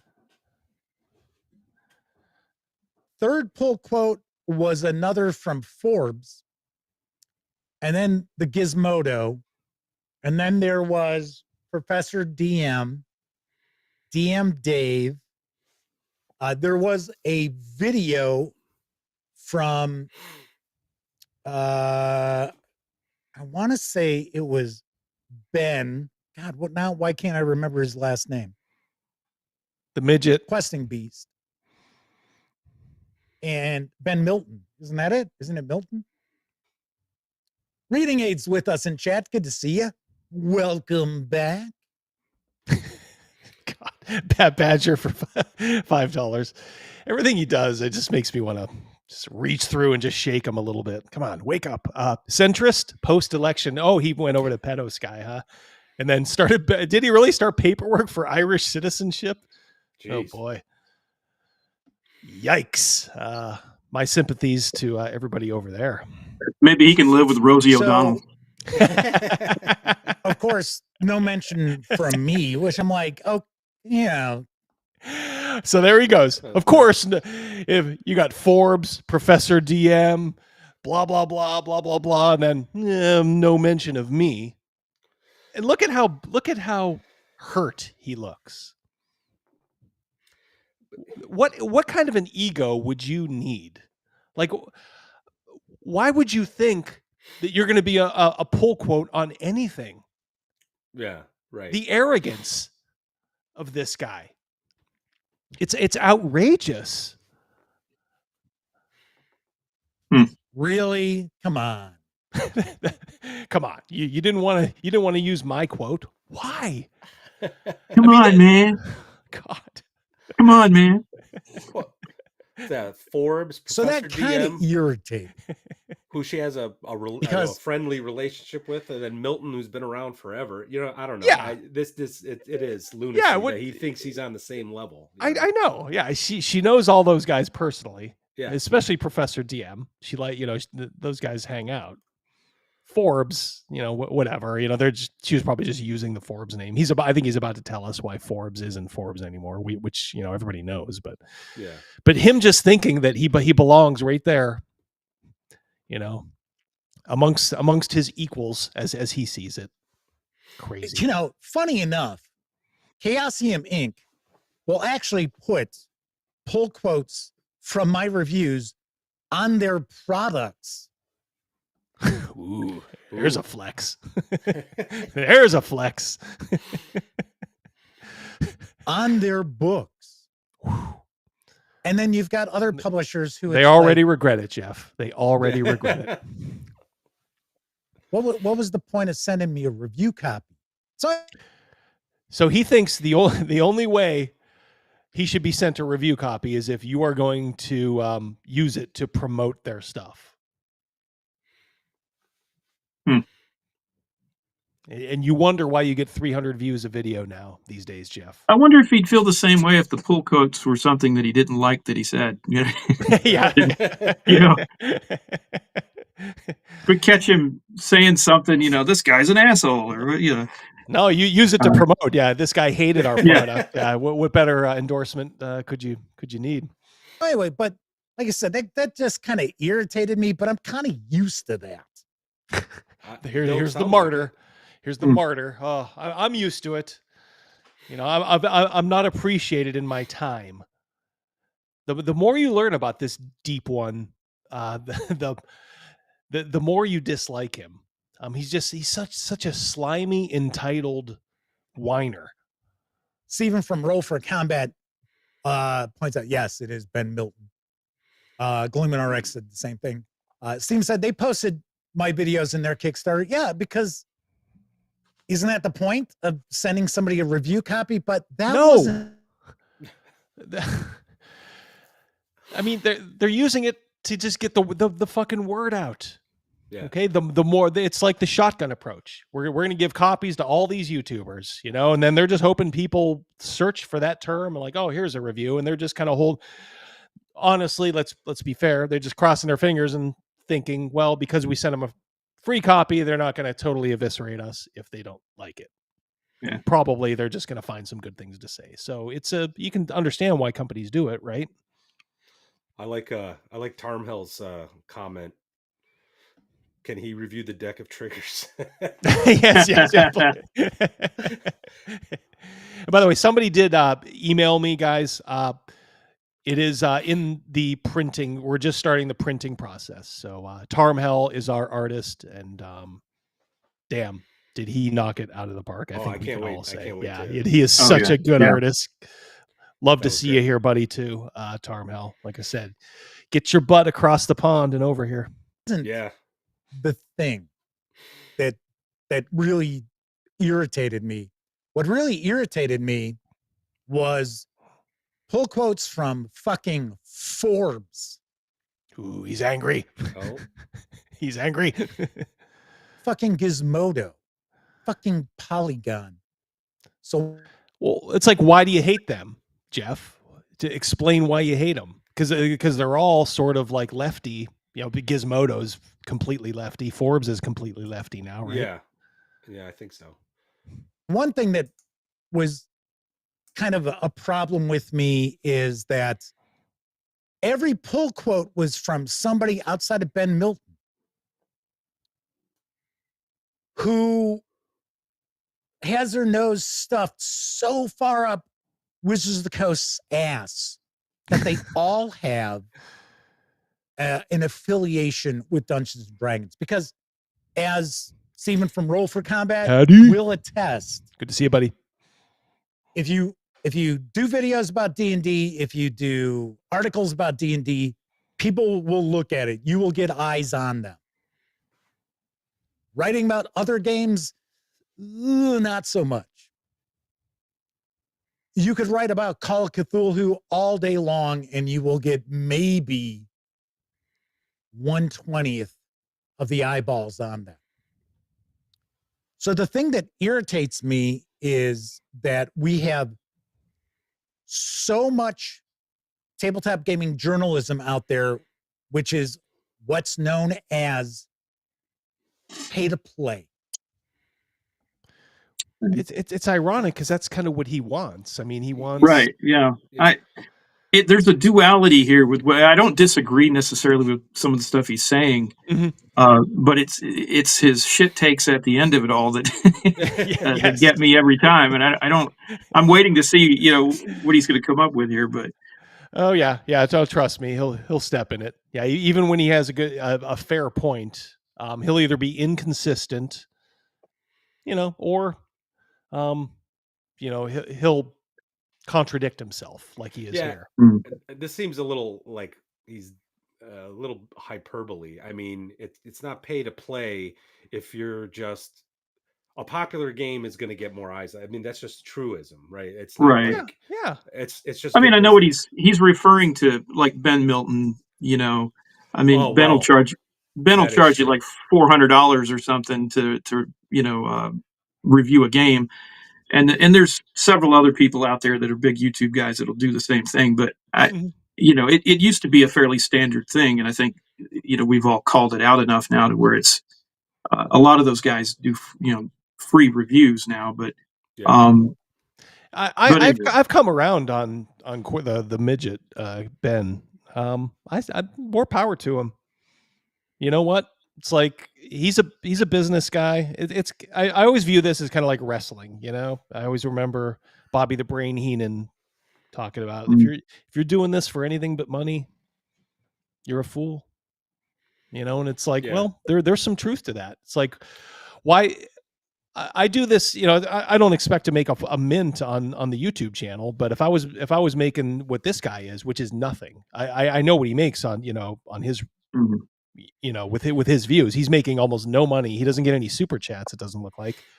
So it's like, why are you doing this? You at least got to earn enough to keep the lights on. So if he's just doing this to get, puffed up and patted on the back and, the ability to stroke his own ego, he's a fool. Whereas, Ben Milton is like, pay me and I'll look at this. And part of me says, you know what? There's something almost pure about that I've grown to appreciate. I kind of do agree with you on that. And it's also kind of acts as like a kind of a gatekeeping tool for him as well. Because if he started, given the amount of exposure that he can give a project, everyone and their cousin would be sending him things. So it's like, if you really want me to do this, I think he probably charges a little too much, but but that's you know what, for him, it's the market, supply and demand. He's probably like, I'm comfortable doing this amount of reviews and I will do them for this price. Can't meet it. That's okay. I'll find other things to do. Like I said, I got to see him up close at like Gen Con. Not up close, but observe him. Not my favorite YouTuber, but I kind of appreciate him now a little bit more. Forbes is well known as an outlet that is pay to play. Forbes back in the day was a hugely respected financial magazine.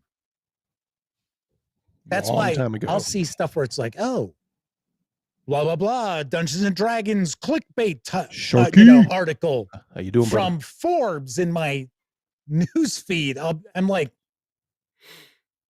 what's next? We're going to get D&D reviews from Sports Illustrated? Because they're also now just a clickbait site. So is Polygon. So is Gizmodo. Maybe Gizmodo's maybe not as bad. So what Forbes does is Forbes actually still has legitimate news coverage so that it can legitimize all the rest of its clickbait garbage. But he's afraid to call out Forbes for what type, like where they are. Like they have just become like just a leftist rag. Is Steve Forbes still alive? Or did he pass on? Chad, help us out. I always kind of liked Steve Forbes back in the day. But man, if he's dead, he must be rolling over in his grave for what they did to that thing. And when I talk about pay to, but Jeff's thing here is just, they're the bad thing about Forbes is they're pay to play. Well, that's part of it, but they're also just a garbage news site. Garbage play. I'm talking about outlets, depending on what amount of money you give them, is going to positively review whatever it is you're selling. That's what I mean by pay to play.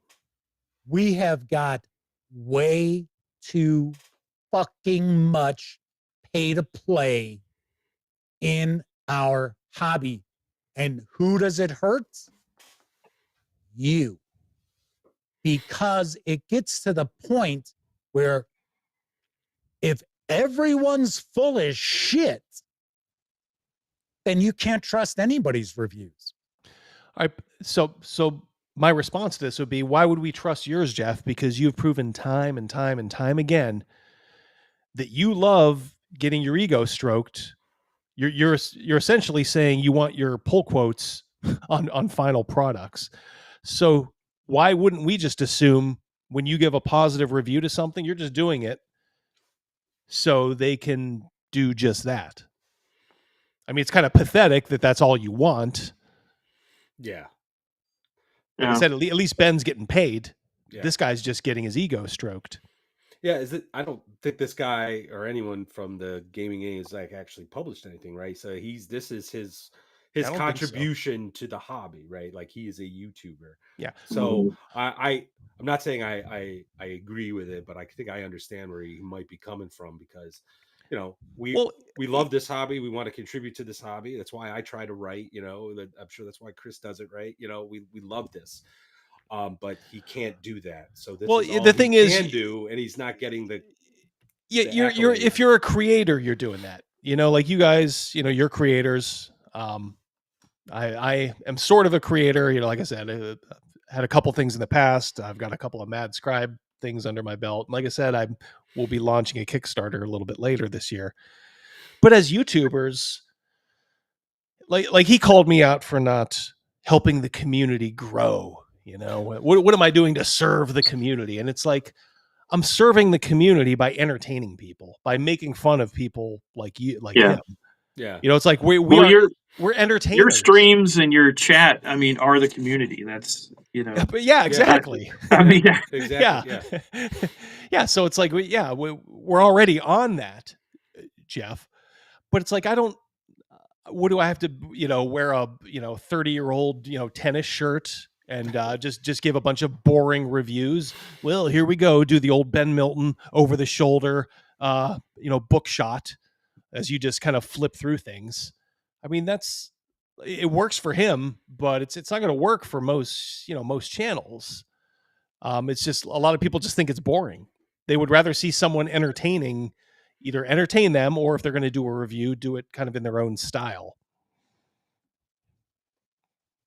It's one of the reasons why I always mention that if I get a review copy in the video, even when we're doing a first look, I always say the fine folks over at, or if it's company I've worked with a ton, it's my friends at, like my friends at Cobalt Press. This is so fucking retarded. It's like, that's why I address them as my friends at. Like, who thinks of this stuff? Like, why is he obsessing over it? I kind of feel for him a little bit, because I understand to an extent what he's saying, but at the same time he's being such a baby about it that I can't imagine any creator watching this is going to want to then have him review their product, Yeah. And then wonder on, like, oh, I'm walking on eggshells here because, did I give him enough credit, Right. And in some post on X that I made. Yeah, if I send him a copy of Wretched Folklore, am I gonna have to put a quote on it, like republish it or something? Mm-hmm. Right. You see this with all these effeminate men, and just like the the lunatic women. It's so high maintenance. It's not worth the effort. Yeah. Just like it's better just to avoid. Not even the only reason I'm doing this is because he took a swipe at me. So I'll finish the fight, so to speak. But in the same respect, if you don't have a dog in the fight and you're looking at this guy and he starts getting this reputation, he's a bit of a drama mama. He's going to want you to do this. He's going to want you to do that. You're just going to skip over him next time and just go, all right, well, I'll send my book, to these YouTubers instead. Right. Because here's the thing. Not worth the trouble. Not worth the trouble. He just needs to keep doing reviews, try to produce the best videos he can, on those reviews. And then if he's doing a good job, if his reviews are getting numbers, then the people are going to want to put his pull quotes on there. Yeah. You know, he thinks he's up here and he's really down here somewhere, you know? He's probably from a different YouTube era where you could just kind of do this stuff. It's just become so competitive. Yeah. You have to kind of be authentically yourself and be somewhat interesting. And the simple fact is, all cattiness aside, he's not an interesting guy, just like physically looking at him, not interesting. When he opens his mouth, he's not interesting. He's well spoken, I'll give him that. He's well spoken, but he's just not an interesting guy. And you wouldn't, like I said, after a while, you know what you're getting with him, and you're not going to keep going back for that. After a certain point, because he's boring. Look, he's just boring. it's all there is to it. Ultra American Tabletop RPG are $2. The next WWE RPG lineup: Jeff of the Gaming Gang versus Condor DM. I got a Condor video, maybe this Wednesday. We'll do this a little bit more, and then we'll call it a day. Provided me with this review copy, but neither I nor anyone else affiliated with the Gaming Gang received any other sort of compensation for me to share this coverage with you or share this review with you. I've actually had people comment on videos saying, hey, why do you bother saying that? Because you could be lying. I'm like, well, why do I give a fuck what some flyby commenter thinks? Oh, you're probably lying. You probably got paid. You do give a, because you're talking about it right now. Yes. Right. Yeah. Come on, yes. Can't fool me. Like, come on, dude. It's like, well, I'll tell you what. If I got paid, I must disclose that in a YouTube video. They used to do it where it was like, okay, we've talked about this before. Man versus Meeple. And how Man versus Meeple, I don't know if they still do it or not, because I learned their coverage long ago was just pay to play, right? Dice Breakers, same thing, pay to play. But they used to hide their disclaimer about being paid to provide positive reviews of Kickstarters and stuff like that after the fucking credits of their videos ran.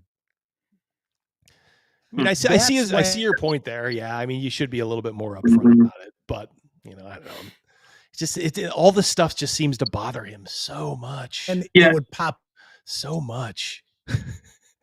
Well, I think I saw someone in chat mention he's been doing this for 10 years, and Jeremy Hambley's mentioned this on the quartering that YouTubers have a limited lifespan. This is probably the end of an era for him, and he probably just doesn't realize it yet. So he's venting. He's projecting onto this topic. Yep. And the thing is, like, I mean, go ahead, Chris. Like 10 years ago, I guarantee you, everybody I sent my books to asked for money. Every one of them. I mean, yeah, I can't, it was like 10 different YouTube artists or YouTube channels or whatever I sent off stuff to. And every one of them's like, oh, I need $100. I need $150. I need 200, 300, whatever it was. And yeah, I paid it sometimes. I didn't pay some of the higher amounts, but, and then even so, they still have the right to give you a bad review.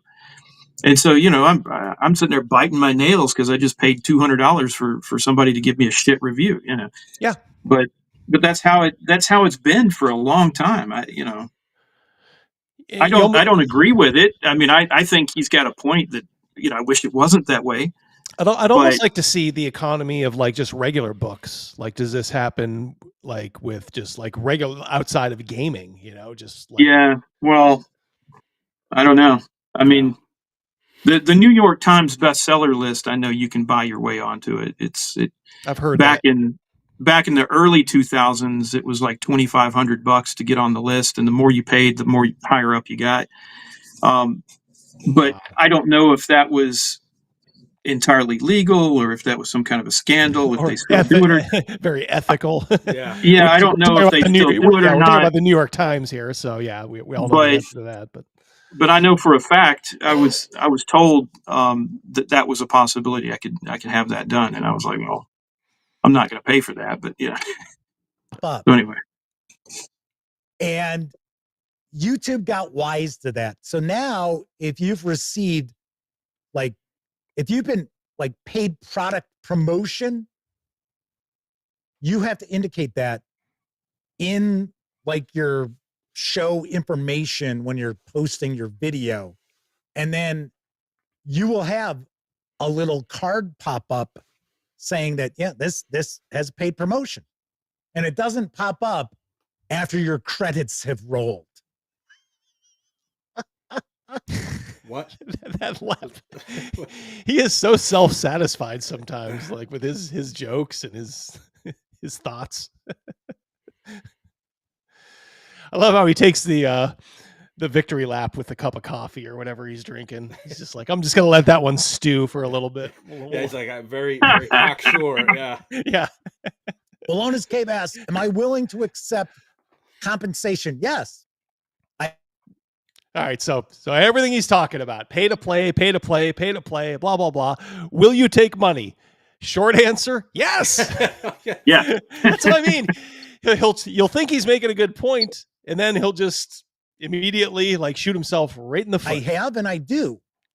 And I also make you fully aware of that. It's only for... So now we're just arguing about where the disclaimer is. Yeah. There's no but Double D, he's not doing it. He's not doing it for the money. He's doing it for a shitload of money.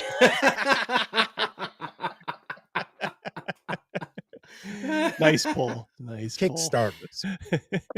So, as my whole thing is, if you come to me and you're looking for me to go more than just sharing a news piece, and even news pieces for Kickstarters, I always take a look to see what something is.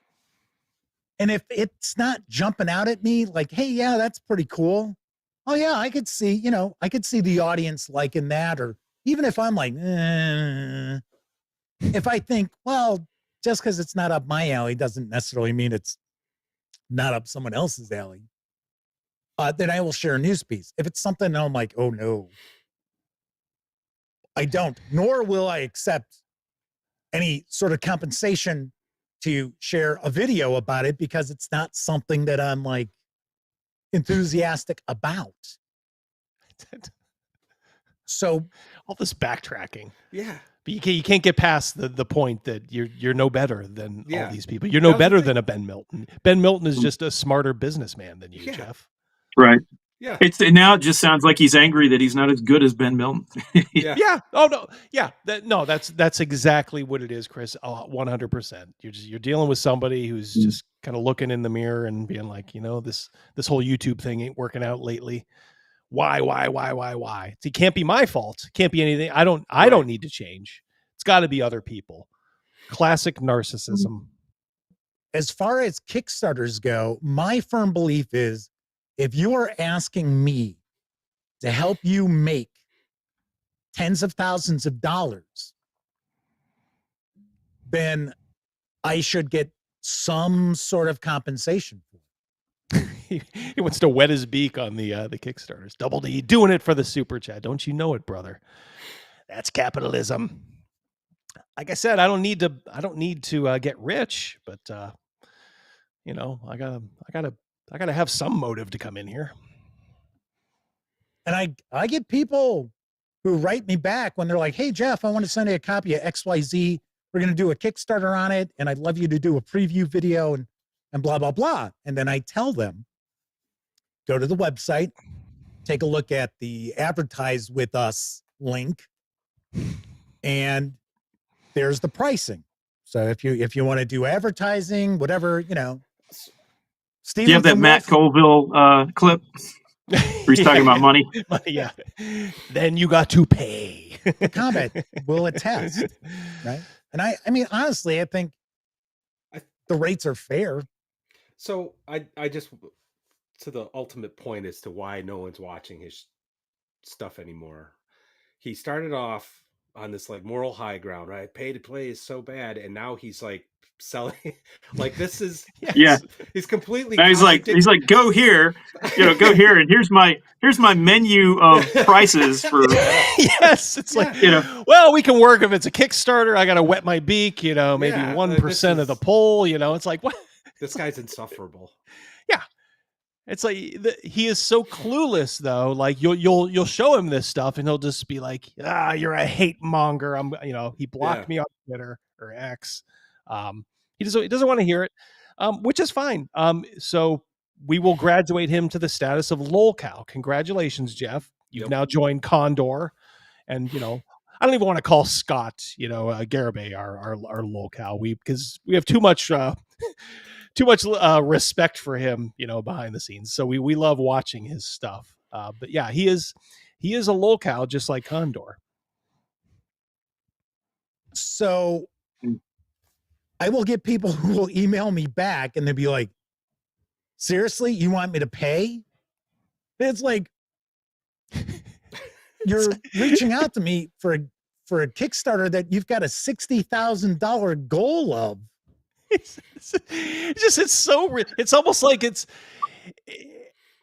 like he has multiple personalities. Like this is a different person talking. Yeah, exactly. Well, the thing is, look, we all have gotten into this hobby because of the love for the game, and we try to make some money off of it. But let me tell you something. I've been doing this for a lot of years, and I'm not wealthy.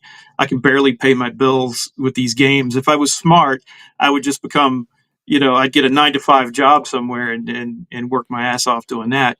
I do it because I love it, and he just comes across as such a like a slimy, self-aggrandizing douche as a stereo. Right. It's like he's a paid shill, he's a paid shill. And the thing is, like, if the hobby isn't enough reason for you to do your videos, then why are you doing this? He's begging people to give him money, for some self-aggrandized scheme that he has to I don't know. It's like a pyramid scheme. I mean, that's what it is. Yeah, I mean, look, you one will take care of the other. I didn't make any money on this channel for a little while, but I knew I trusted my ability, and I'm like, okay, you know what? I think I have a point of view. I have something to say.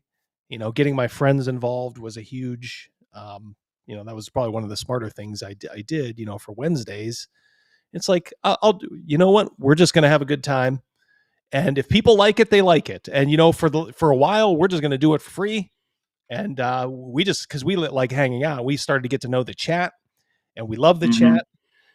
And then, it's like everything else takes care of itself. There's folks that like to support the channel monetarily. God bless you. One thing you'll never hear me do, I'm not like an Aaron Imholt, the Steel Toe morning show. I'm not putting up like, hey, here's our goal, guys. Come on, we're short. Right. My view is, if you want to chat, super chat, please super chat. Don't ever feel like if you're a super chatter and you want to, not super chat. I don't feel bad about you, for doing that. It's like just everybody who wants to do it. If you do it, it's great. And I just have faith that, people will always throw a few bucks in and make it, worthwhile. That's all you have to do.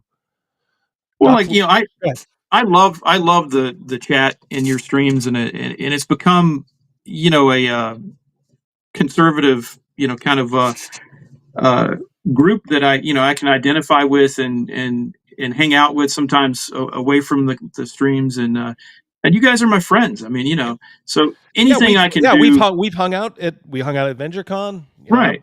I was just mad that you didn't come up sooner, so we had an extra night. I know. Well, and I was going to plan it better this time, but same with you, Matt, too. Like we hung out, had a great time, gamed together. We all gamed together. It's fucking. But fun. To me, helping out your channel is going to help keep that alive. You know, I mean, if your channel didn't exist, you know, I certainly wouldn't have the fun that I do on your chat. You know, at least on Wednesdays, and Look, I might not know some of these. I like you, but hence go look at the description of every video and live stream I've done. Yeah. Is there a Mad Scribe link to all those? Like you don't pay me for that. You don't even pay me for my contributions to Mad Scribe, and that's on purpose. I don't want any compensation. I like you. I like what you're doing. That is how I contribute to the gaming. I will try to throw you like a couple articles a year that I write, just on my own. I just want to see your magazine succeed. I want to see you guys all succeed. That's why I do streams like this, where you can hey, you got a new product coming out, give it a look, support the Red Room, support Wretched Folklore, support Husk, all these guys. Doc Flamingo, $5. If I were selling bowling shirts, I'd totally use this guy's bump quotes. Send me one, please. Yeah, these weren't mandatory. Yeah. Yep, exactly, Ryan. And Mercurius, gifted another membership. Mercurius, thank you so much, buddy. Yep, our friend down under. I will go a little bit longer here. By the way, if you guys have to jump or something, go ahead. But if I'm happy to have you guys hang out and EFAP this with me. And you're not willing to pay, $250 for a video? It's like, come on. So he's given us his price. Kickstarter. $250 is the pay for play number that I'm using. Yeah. Kevin R. Smith says, especially if you hype the publisher's product during the video. Right. Exactly. It's insane. It's two different people. Says, so as an example, this video is sponsored by Roll for Combat. If Roll for Combat sponsored the video, right? I reveal that. I tell you, I do it. It's all good. Right? We had, I mean, this is a common theme. Again, on the left. I mean, every time you see, the lesbians for Palestine walking down, the street or whatever, I don't know where they get this stuff. This duality that's is strange. It's got to wear on them, doesn't it? I mean, it really does have to wear on them. Yeah, it's not fascism when they do it. Right. Yeah. Right. It's exactly it. Yeah, and so for some reason he's justified in his head. I have yet to hear it, what the justification is. But I when this whole video started, I thought he was going to be just complaining about all this stuff and somehow his sacrifice by doing all these free shilling. Right. But now we're not. But we didn't get there. We went. Yeah. At least if he did that, he'd have some kind of a point. Well, okay, Yeah. Exactly. Exactly. Text. They were our sponsor. Pointed that out right away. Now they were just a sponsor. It was not a paid product promotion. Well, I guess it would be. I did mark it as one, but it's kind of like, Kevin King says Diet Right doesn't count as soda. Relighter Gamer is with us. Said, I thought your videos were sponsored by soda. It's called Pop. They are sponsored by 2 Liter. Pop or soda, Chris? Coke. Yeah. Okay. Yep. You're from where you are. Yeah, absolutely. It's Pop with you, right, Matt? Actually, I use soda. You use soda, man. We got 3 different ones here. I use Pop. You use very soda. Diverse. Yeah. Actually, soda has become kind of in the last few years. It's become the main one used down here too. But for years and years, it used to be Coke, and it didn't matter if it was a Sprite Pepsi, or an orange drink or anything. Grape soda. It was all Coke. Can you even find Pepsi down there? Yeah. Okay. All right. I didn't know if they were like just. I mean, we even have we got Philly connections and stuff down here. Yeah, get shipped in. It's like Burt Reynolds in Smokey and the Bandit. We get 500 cases of it. Gaming gang implies more than one person. So when this clown reviews something, how much of that 250 goes to the quote unquote gang and how much goes to this guy? I've only ever seen this guy. Can you guys, by the way, thank you, Brendan. I've only ever seen I've seen up to 3 people at a time on his show. Okay. Yeah. So there is a gang. I just, and funny enough, I mean, like I said before, I've only watched a handful of his videos, and the ones I saw were a while back.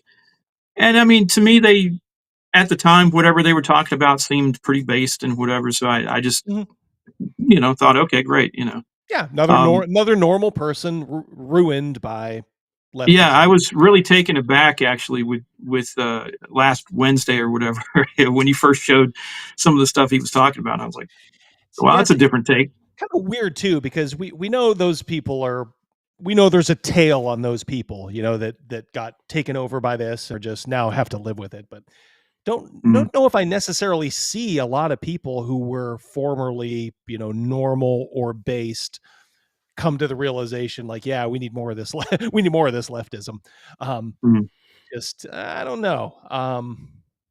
It's a little odd. I think he's a little late to the game. I think it makes me think that he's been like that all along, and he's just been kind of a poser, or just hiding those more woke aspects of his personality. And then I guess you see that sometimes on Twitter too. People get in an echo chamber and then they think it's safe to just espouse, like, oh well, everybody loves Hitler, right? I mean, am I right? Huh? Come on, people. And you're like, no. Yeah. Bottles of soda. But yes, I do accept compensation, and I always make sure that any viewer of that video is made very aware of it. It's like that scene in True Lies where Arnold is tied up, Have you ever killed anybody? Yes, but they were all bad. It's like, of course I take compensation, but I disclose it. Within the first 90 seconds of that video. So Dan Webb says paid sponsors don't make you a shill. No, that is absolutely correct. Danger! Paid sponsor does not make anyone a shill. It makes someone have a sponsor. Like everything that you would see on time. It's unbelievable. Yeah. It's like, I'm not a shill, I'm a sponsor. Like, okay. It's like he's trying to gaslight everybody. Like, it's just word salad. Yeah. First 10 minutes of this stream, just, don't pay attention to that. Television. You may not necessarily see somebody say, oh, this episode of hell's on TV nowadays. I don't watch regular TV. So it's like, oh, okay. Maybe Andrew Dice Clay. Yeah. The Waltons. Give another timely reference there, Jeff. So this episode of NCIS is sponsored by, no, you don't see that anymore. But every time you go to a commercial break, there's your sponsors. Is he explaining the commercial process like it was like his audience doesn't realize this? I don't understand why he's not getting views. Yeah, it's shocking, isn't it? It's just shocking. Yeah. So it. Pete Dracula says, Oh, when I yeah. see zine reviews, Good I night, John absolutely Boy. know it's not about the money. It's about the game material. Support independent game designers. Passion for gaming is king. Okay, but here's where we start running into that problem. So as I mentioned, how about you just be genuine? You got all. Yeah. Not possible. I heard he's like a Chicago guy. He's probably just one of them Chicago liberals. You were probably right, Chris. He's probably like this his whole life, and he was just masking it because he didn't realize that he could go full retard and be, it would be fine. All this pay for play out there, which is not something I do. Accepting compensation. Wait, what? It's not anything I do, but here's my list. Here's my menu. Wait, but to do a Kickstarter video, this guy, or to accept a sponsor on the website or an advertiser on the website or a sponsor on the video. I never do it except for these three different ways. These 10 different instances where I get paid for promoting a product. For play. Because me simply telling you about something is not me putting my thumb on the scale as far as what you might think about that. Now, of course, whenever I it makes all the difference, Jeff. It makes all the difference. share a news piece, it's not like I share news pieces normally. Every once in a while, I'll share a news piece where it's like, seriously, did we see that? Right? Did I just read that? Just because it's something that jumped out at me, I'm like, really? But those are very few and far between. But the thing is, what happens is we get the pay for play. And then if you are a publisher, game designer, game company, what have you, and you are part of this ecosystem with these paid to play various outlets, websites, and so forth. Well, of course, you're going to promote their coverage of you as opposed to someone who is providing, I don't want to use this term, a fair and balanced. I do not like this guy at all. Yeah. Do not like him. Oh, my Lord.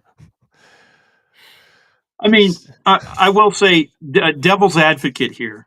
If I paid him $250 to do a review, I would probably use pull quotes from that review as well because I paid for it. Right. But I wouldn't pay this guy. And the other thing is, what if his review was kind of shit and they didn't have anything worthy of pulling from it?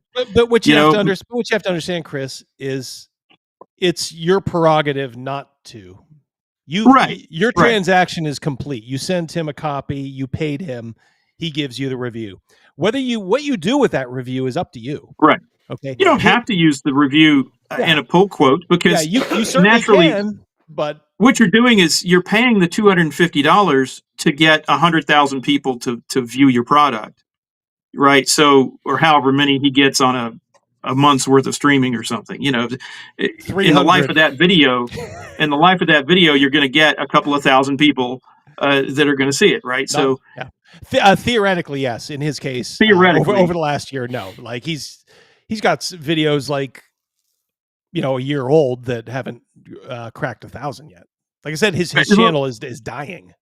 Right. So first of all, he's charging too much then for his reach. Yeah. And the other thing,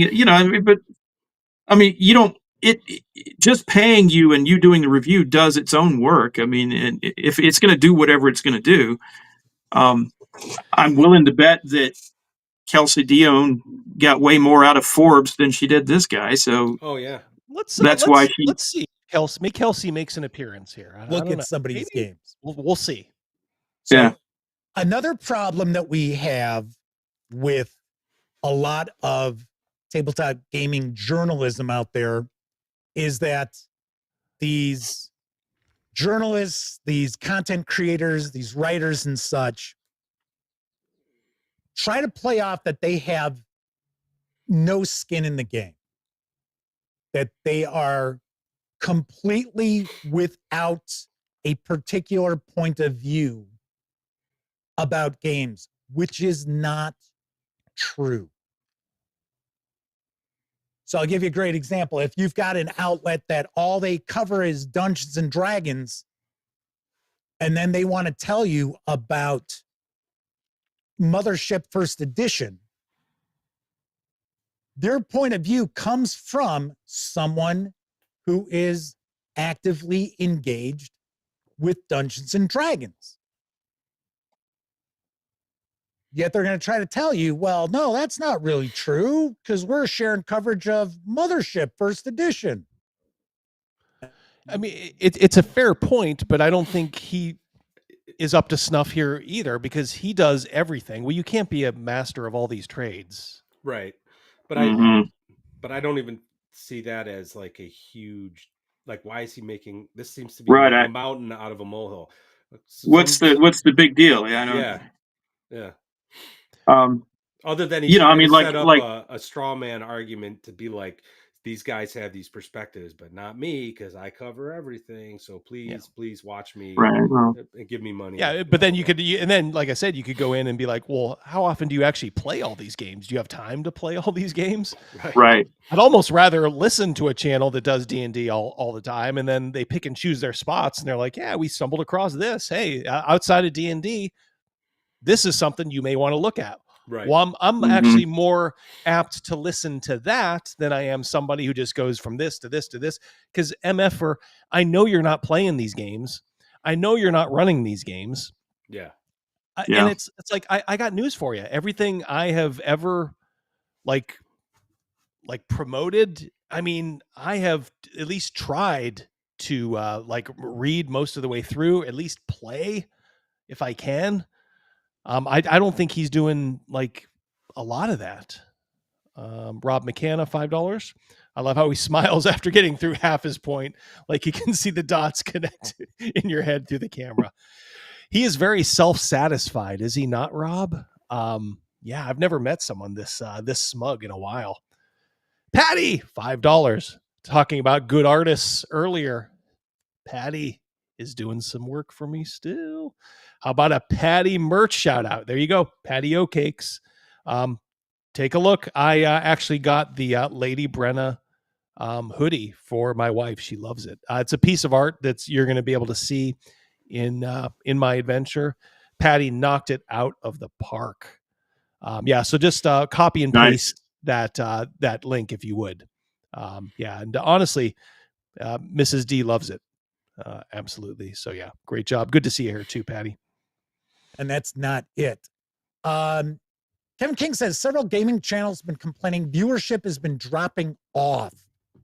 I will say that monetization has dropped off. My views are about the same. Oh man, I showed this last time. Like his views have fallen off a cliff over the last several years. It's very easy metrics. If you have 15,000 subscribers and you're only pulling 300, 400, 500 views for a lot of your videos, like you need to retool some stuff. You know, like you said, Matt, earlier, like your lifespan as a YouTuber, it's not forever. Yeah. Yep. You know, pretty soon your audience is going to find better things to do, different voices, you know. They're just going to get tired of hearing your voice, and that's just human nature. Yeah. Yeah. So enjoy it while you can. This guy doesn't look like he's having any fun, you know, and the audience can sense that. He kind of looks just kind of like a twit, you know, just one of those insufferable twits. He's you know, he's turned out to be surprisingly disingenuous, you know. That's the thing. Yeah. I mean, he's all but said that he doesn't do it because he likes the games, or he does it for the money, and the more money you pay, the more he's going to pretend to like the game, and which is fine. If you're doing it for the money, just do it for the money. Again, going back to the midget, he does it for the money. Good on him. Okay, but you know, he provides a service that people have trusted or relied on. Like, oh yeah, Ben looked at this.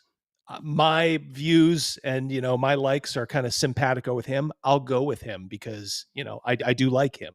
Hey, nothing wrong with that. But don't talk out of both sides of your mouth where you're lamenting this new economy. And then all of a sudden, you know, out of the other side, you're engaging in it. It's like he's trying to placate two sides of the fence. Yeah, because he's a wishy-washy douchebag. And, you know, when you walk down the middle of the road, you will get run down. He's not even walking down the middle anymore. We know he's taken a lane, but you know, I think he still tries to convince himself that he's a centrist, you know, but obviously we know better. Ultra American, $2 over on Rumble.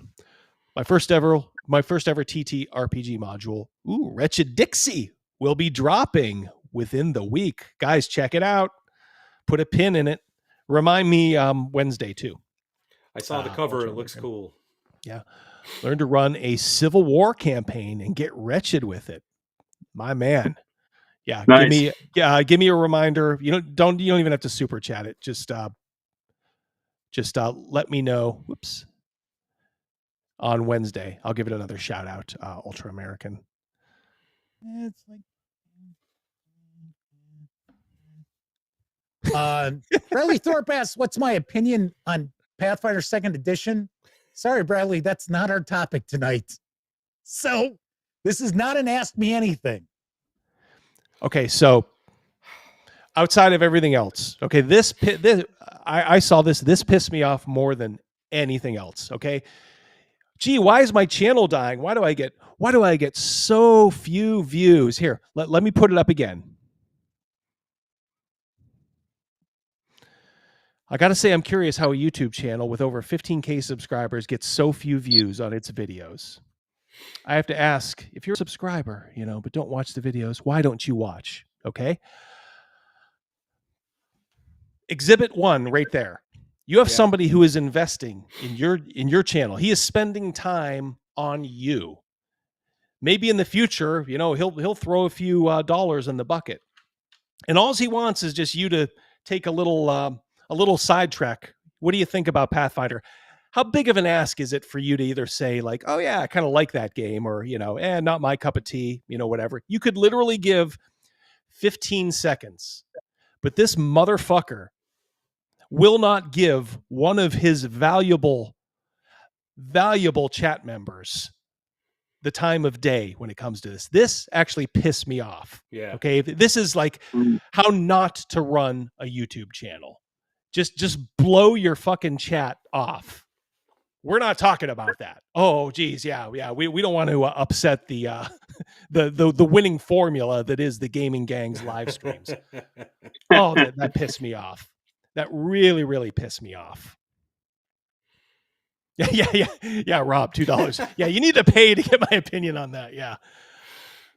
God bless it. God. Just the smugness of that comment. For only $250, we can change the subject.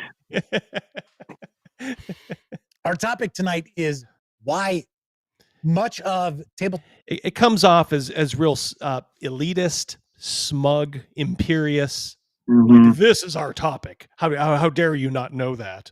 Top gaming journalism needs an enema. Jeff, if you're watching, that is our topic that I want to. All the other bullshit aside, I didn't like that. That pissed me off more than anything. Stick to. But anyway, so you'll have people and outlets and that they'll say, "Oh well, no, we don't have any favoritism or anything like that." That's bullshit. That's bullshit. Like me, right? I have run Call of Cthulhu for over 40 years. So yes, I skew more favorable to Chaosium Inc. Now, does that mean I'm not going to provide what I believe to be an upfront and honest review? No, that doesn't mean that. It just means I tend to dig Chaosium Inc. releases. I skew towards the basic role-playing system as opposed to maybe a 2D6 system or a dice pool system. Not to say that I can't appreciate other games.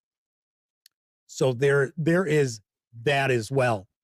But we're so glad he went on that little sidetrack. He's just running his chat wanted to talk about.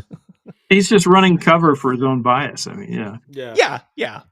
He's just explaining why his bias is okay. Yeah, exactly. And if he was smart, he would lean into that bias.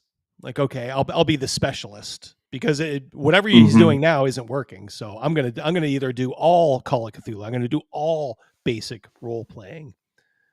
As far as with the outlets out there, like say as an example, I don't really know much about say like Dicebreaker. Outside of the fact that they came out of nowhere. Now, granted, I do understand that their parent company is the same company that owns Rock, Paper, Shotgun. So they had that leg up. But they came out of nowhere and within 72 hours had like 60,000 subscribers. something smells fishy there.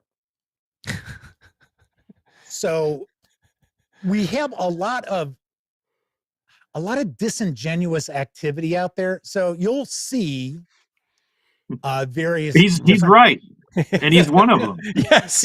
Yeah. Physician, heal thyself. Yeah. Content creators arrive out of nowhere, and they will have 70, 80, 90,000 subs. And then you look at their videos, and their videos have 120 views. Yeah, or in your case, 50. He has twice my subscribers. He draws flies. Couldn't I rightfully say, Jeff, what's going on with you? This smells fishy. Right. But no, it's explainable. Look, some channels just catch fire. They hit the algorithm, and they get a break, and sometimes that's all you need. But it's like they're not ready for it. It's like they have one video, and then people realize like, oh, they don't really, outside of that one take or that one video, they really don't have anything. So that's why the views fall off. He looks like a deep one. Mercurius, I said that earlier. Everybody just kind of let it go. Supports Dig on like a deep one. Yes. My man, Mercurius. You got me. Yeah, he does. 200 views. Now, I'm not. And I hate to get petty like that, but I don't care. He called me a hate monger. So fuck this guy. You're a deep one, views, Jeff. right? Because I got plenty of videos that I've made over the years that have not pulled in tons of views. Yeah, that's an understatement. Come on. We understand that. But we got way too many people who create these channels, and I'm not just talking tabletop gaming. I'm talking just about anything. And then they will go and pay to have subs added to their account. They'll actually pay to have views on their videos. And then what they'll do is they'll turn around and be like, oh, hey, company, look at how many subscribers I've got. Look at how many views I've got on these videos. Is this just like kind of, is he reaching here? Or does this, I don't know. No, I mean, such a thing. This is true. Neither have I, Matt. But it's true. Like I mean, it's kind of speculation. I don't know. Yeah. I know with Facebook in particular, I don't have really a YouTube channel, but when I first started on Facebook pretty heavily promoting my stuff, when you get a business account and all that, they absolutely give you the option. They've got click farms essentially. That I do know that. Yeah, I've actually heard from other YouTubers who said like, yeah, believe it or not, I actually did this a while ago. And they said don't ever do it, by the way, because I mean, I did it. Yeah. I did it early on when I created one of my business pages, and I didn't exactly know what was going on, but I paid them a good substantial amount of money to draw traffic to the site, and within a day, I mean, I had like 60 or 70,000 subs or something. And I thought, what the fuck? Like, this is great. I'm going to sell a bunch of books, and I didn't sell any books. And then I got to looking at the personal profiles of all these people, and every one of them was like in Indonesia or Pakistan. Yeah. And they had literally 0 friends. Their account was created yesterday. Yep. You know what I mean? Like, yeah. And so I called, I actually talked to a representative from Facebook, and the girl was giving me, just the standard kind of answers, like, bullshit stuff. And then she like whispered to me, it was like, you're right. I'm sorry, we can't talk about it. But, because I told her, I thought, well, this sounds like, some kind of, scam, like some kind of a clickbait thing or, click farms. And she was like, yes, it's something like that. And she hung up. And so, well, look, as the super chatter earlier said, there's no such thing as a free lunch. You got to earn your audience. Yeah. Yeah. So I know that it happens or did happen extensively on X. Yeah. But I'm not sure how, like in the situation he's describing, I'm not sure how many. Yeah, I don't know either, but I have all these subscribers now. Now you can give me a paid review, and it'll I would have to imagine that if it's true for Facebook and it's true for X, YouTube is kind of a no-brainer. But I don't know. I mean, you tell me. You've got a channel too. How many people do you think are real? I mean, I think for you at least, it's got to be most of them. Look, you know. The thing is, don't look at subscribers. I mean, Mhm. you know, for a lot of things, I don't want to say never look at just look at engagement. Look at how many people are watching the live stream, my live streams live, and then after the fact. You know, we're now with Rumble and X and of course YouTube. Now we're starting to inch over 200 every Wednesday. That's pretty darn good for a channel with 7,700 subs. You know, the videos, my benchmark is like if I can get 5,000 views on a video, to me, that's a successful video. Now, there's some I know specifically will not do that. And I'm fine with that because I want to give these guys varied content. Maybe I'm a fool for doing that, but I don't ever want to be known as, see, he's just the outrage merchant. He only talks about when Wizards of the Coast, goes apeshit and does something stupid. Yeah. So, I'm let's just say I'm comfortable where the channel is. I would like more subscriber growth, but you really do have to do videos really, really constantly. And I'm so busy right now. I haven't been able to I haven't had the time to sit down and write and then film something. Nightbreed with 1 second here with 1,000 Hufflepuffs. Thank you so much. Ever thought about contacting the Friday Night Tights crew, Double D? They never talk about the culture war in tabletop. Yeah, they're a little too big, for me. Would I do it if they came a calling? Of course I would. Generally, I like all those guys. I think the only I never thought Az was all that funny, but even him, I don't have anything personal against him. But yeah, I've always kind of liked Gary. It's been a while since I've been able to watch that. I used to watch it religiously, but I'm just so busy with shit now. Yeah, maybe one day they will come a knocking on my door, but yeah, I'm not going to bother them with little old me. You need to be supporting my outlet. And then it gets to the point where if you are a publisher, you've only got so many review copies that you can parse out there. Yeah, maybe that's it. Nightbreed. Thank you, by the way. Enough people covering the hobby understand that, because then they get all butthurt if they don't get a review copy of something. It's like, or a quote. Yeah, let's say this MFer. He's describing himself. Yeah, it's the lack of self-awareness is almost beyond belief. Well, these companies do want to stay in business, right? They're not necessarily there to give all of their print run to reviewers. How many reviewers does he think is out there? Right.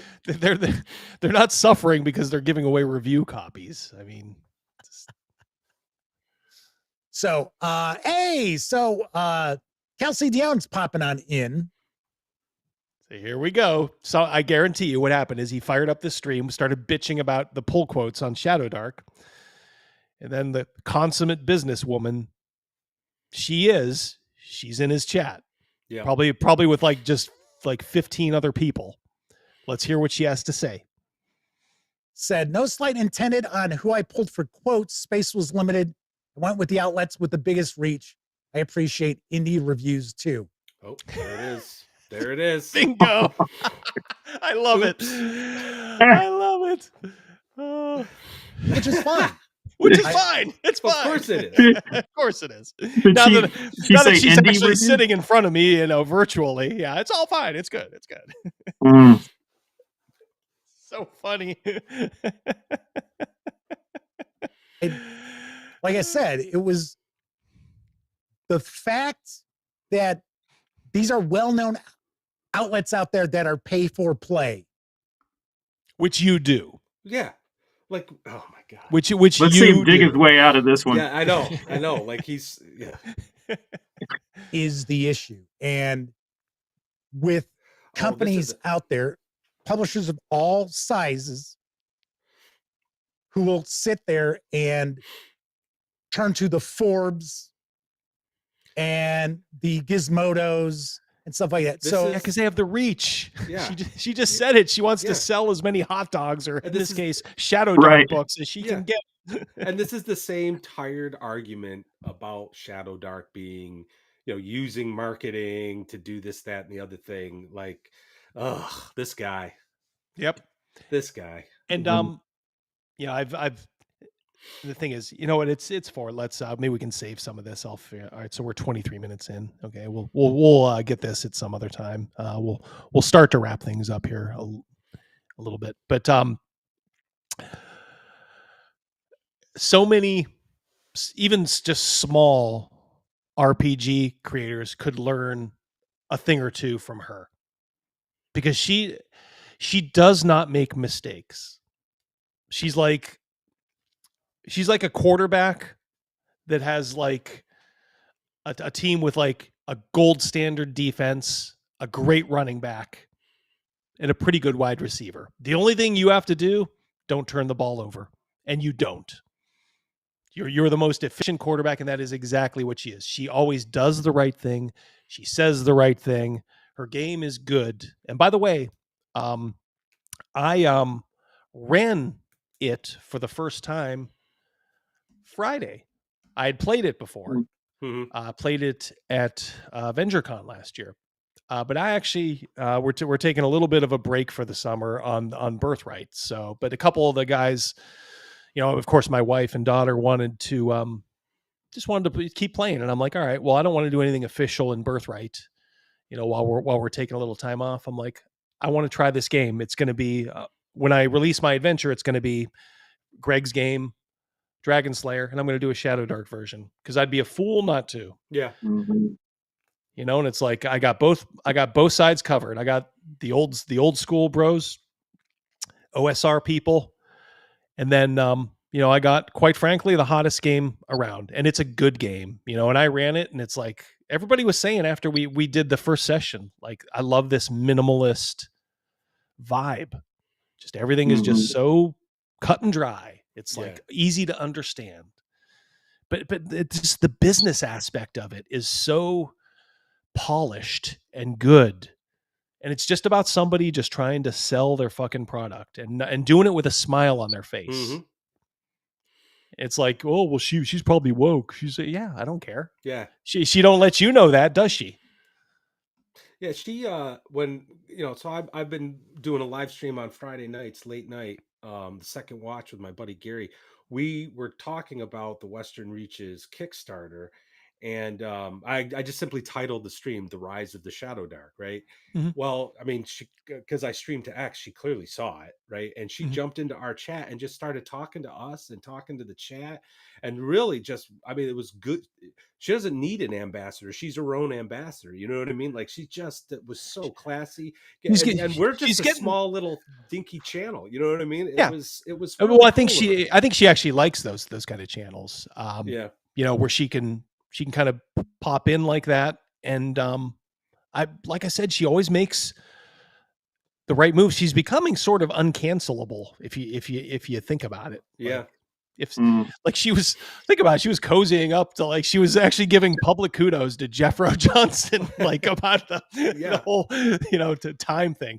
She's like, yeah, almost like she didn't know or didn't care. Like, I guess I got to thank Jeffro Johnson. And I'm just like, oh my God, why did Jeffro have to leave? Like, he would have been like a pig in shit with that persona. But man, so that kind of told me, like, she doesn't care. She'll just blithely just do her own thing and do it well. And God bless her. Like I said, such a sweet person. Meeting her in person last year at Gen Con. Me and my family, got to meet her. Couldn't have asked for a nicer person. And you see even so many people, not just on the left, but sometimes even on the right. It's like they have the wrong attitude. Sell with a smile on your face. It's like, just look like you're having fun, look like you're happy, and you love doing what you're doing and that you're successful. Don't be miserable, even if it's on our side, and you're looking at like leftists and they're getting you down. Just keep that fucking positive attitude and it will flow through. People will pick up on it, and they really have in regards to her. Yeah. All right. Rob McKenna, $5. I should clip it and add a glass shattering sound effects when he reads indie reviews. Yep. Thank you, Rob. All right. Well, yeah, we've been going a good long time. Thank you guys for showing up on That was fun. last sort of minute Sunday afternoon stream. Thank you to the chat also for showing up. Much appreciated. Again, tell you what, I will one last time for posterity and anybody watching the replay. I will put the link in the chat here for Wretched Folklore. That is Lord Mattias's. And right now, I will put the link for Husk, which is the latest one from Mad Scribe Games. But you have a new one coming too. Yes. The last. So obviously, Mad Scribe magazine is coming out in July. That's going to be the issue featuring Errol Otis and yourself and some other great people. But then after that, we're going to have probably about a month, about a month or two from now, will be The Last Vikings. It's Pundit's new book. It's going to be fantastic. I really enjoyed working on that one. It's all about the last Vikings that existed in northern Pomerania, a part of Poland. And they were the last unchristianized Vikings that went around and raided everybody. So is this a tie-in to baptism? It is. It's a like a source book, a supplement for baptism. Of course, with all his books, I mean, it's OSR compatible with just about anything. So it's mostly setting information. There are a couple of new classes, a bunch of new monsters. Some different kinds of magic that you can, some rune magic and that sort of thing. I think it's like anything he does is really well researched. Oh yeah, top art, notch. Yep. Yeah, the art that I was able to source for it was really good. Every time I do want to, because look, I still consider myself kind of a layman. I've been publishing books for about 10 years, but every time I make a book, it's better than the last one, and that's a good thing, I guess. Yes. But I'm really happy with the way this one turned out, and I think you will be too. Yeah, so be excited to see it. I'm looking forward to it. All right, well, gents, I will let both of you go. We'll have to do this again. This is a good triangle here. Very, very sturdy. So yeah, we'll have to do this again on some other weekend. So Chris, thank you very much. Matt, again, yep, Wretched Folklore, check it out. We'll talk to you soon, buddy. Take care. All right, you take care. And let's see, there we go. Get myself full screen. Okay. Yeah, so I want to thank you guys again for showing up in numbers as always. Thanks to everybody who super chatted, gave channel memberships. You guys keep the wheels a grinding, as they say. Wednesday, we're gonna have Black Lodge on, and they're gonna talk to you about their project, upcoming Kickstarter. These guys are so prolific, putting me to shame. But if you want an update on mine, I am still rewriting. It's like I'll write something and be like, ooh, now I got to change this. So it's such a fun process, though. So I'm not putting any firm dates on myself. Still got some artwork in the hopper and going. So, but just to let you know, things are progressing, and I am excited. So, all right, I'll let you guys go. Take care. You guys enjoy your the rest of your Memorial Day weekend. Remember, think about the veterans who not only gave their lives but gave their service and their time. The ones that did come back too. Maybe are suffering a little bit for it. Always remember those guys, and of course the ones that gave the ultimate sacrifice, so a knucklehead like me can F around on YouTube with a bunch of great people, guests, and chat. All right, guys, no outro. Just take care. Go spend time with your family. Peace. See you guys Wednesday.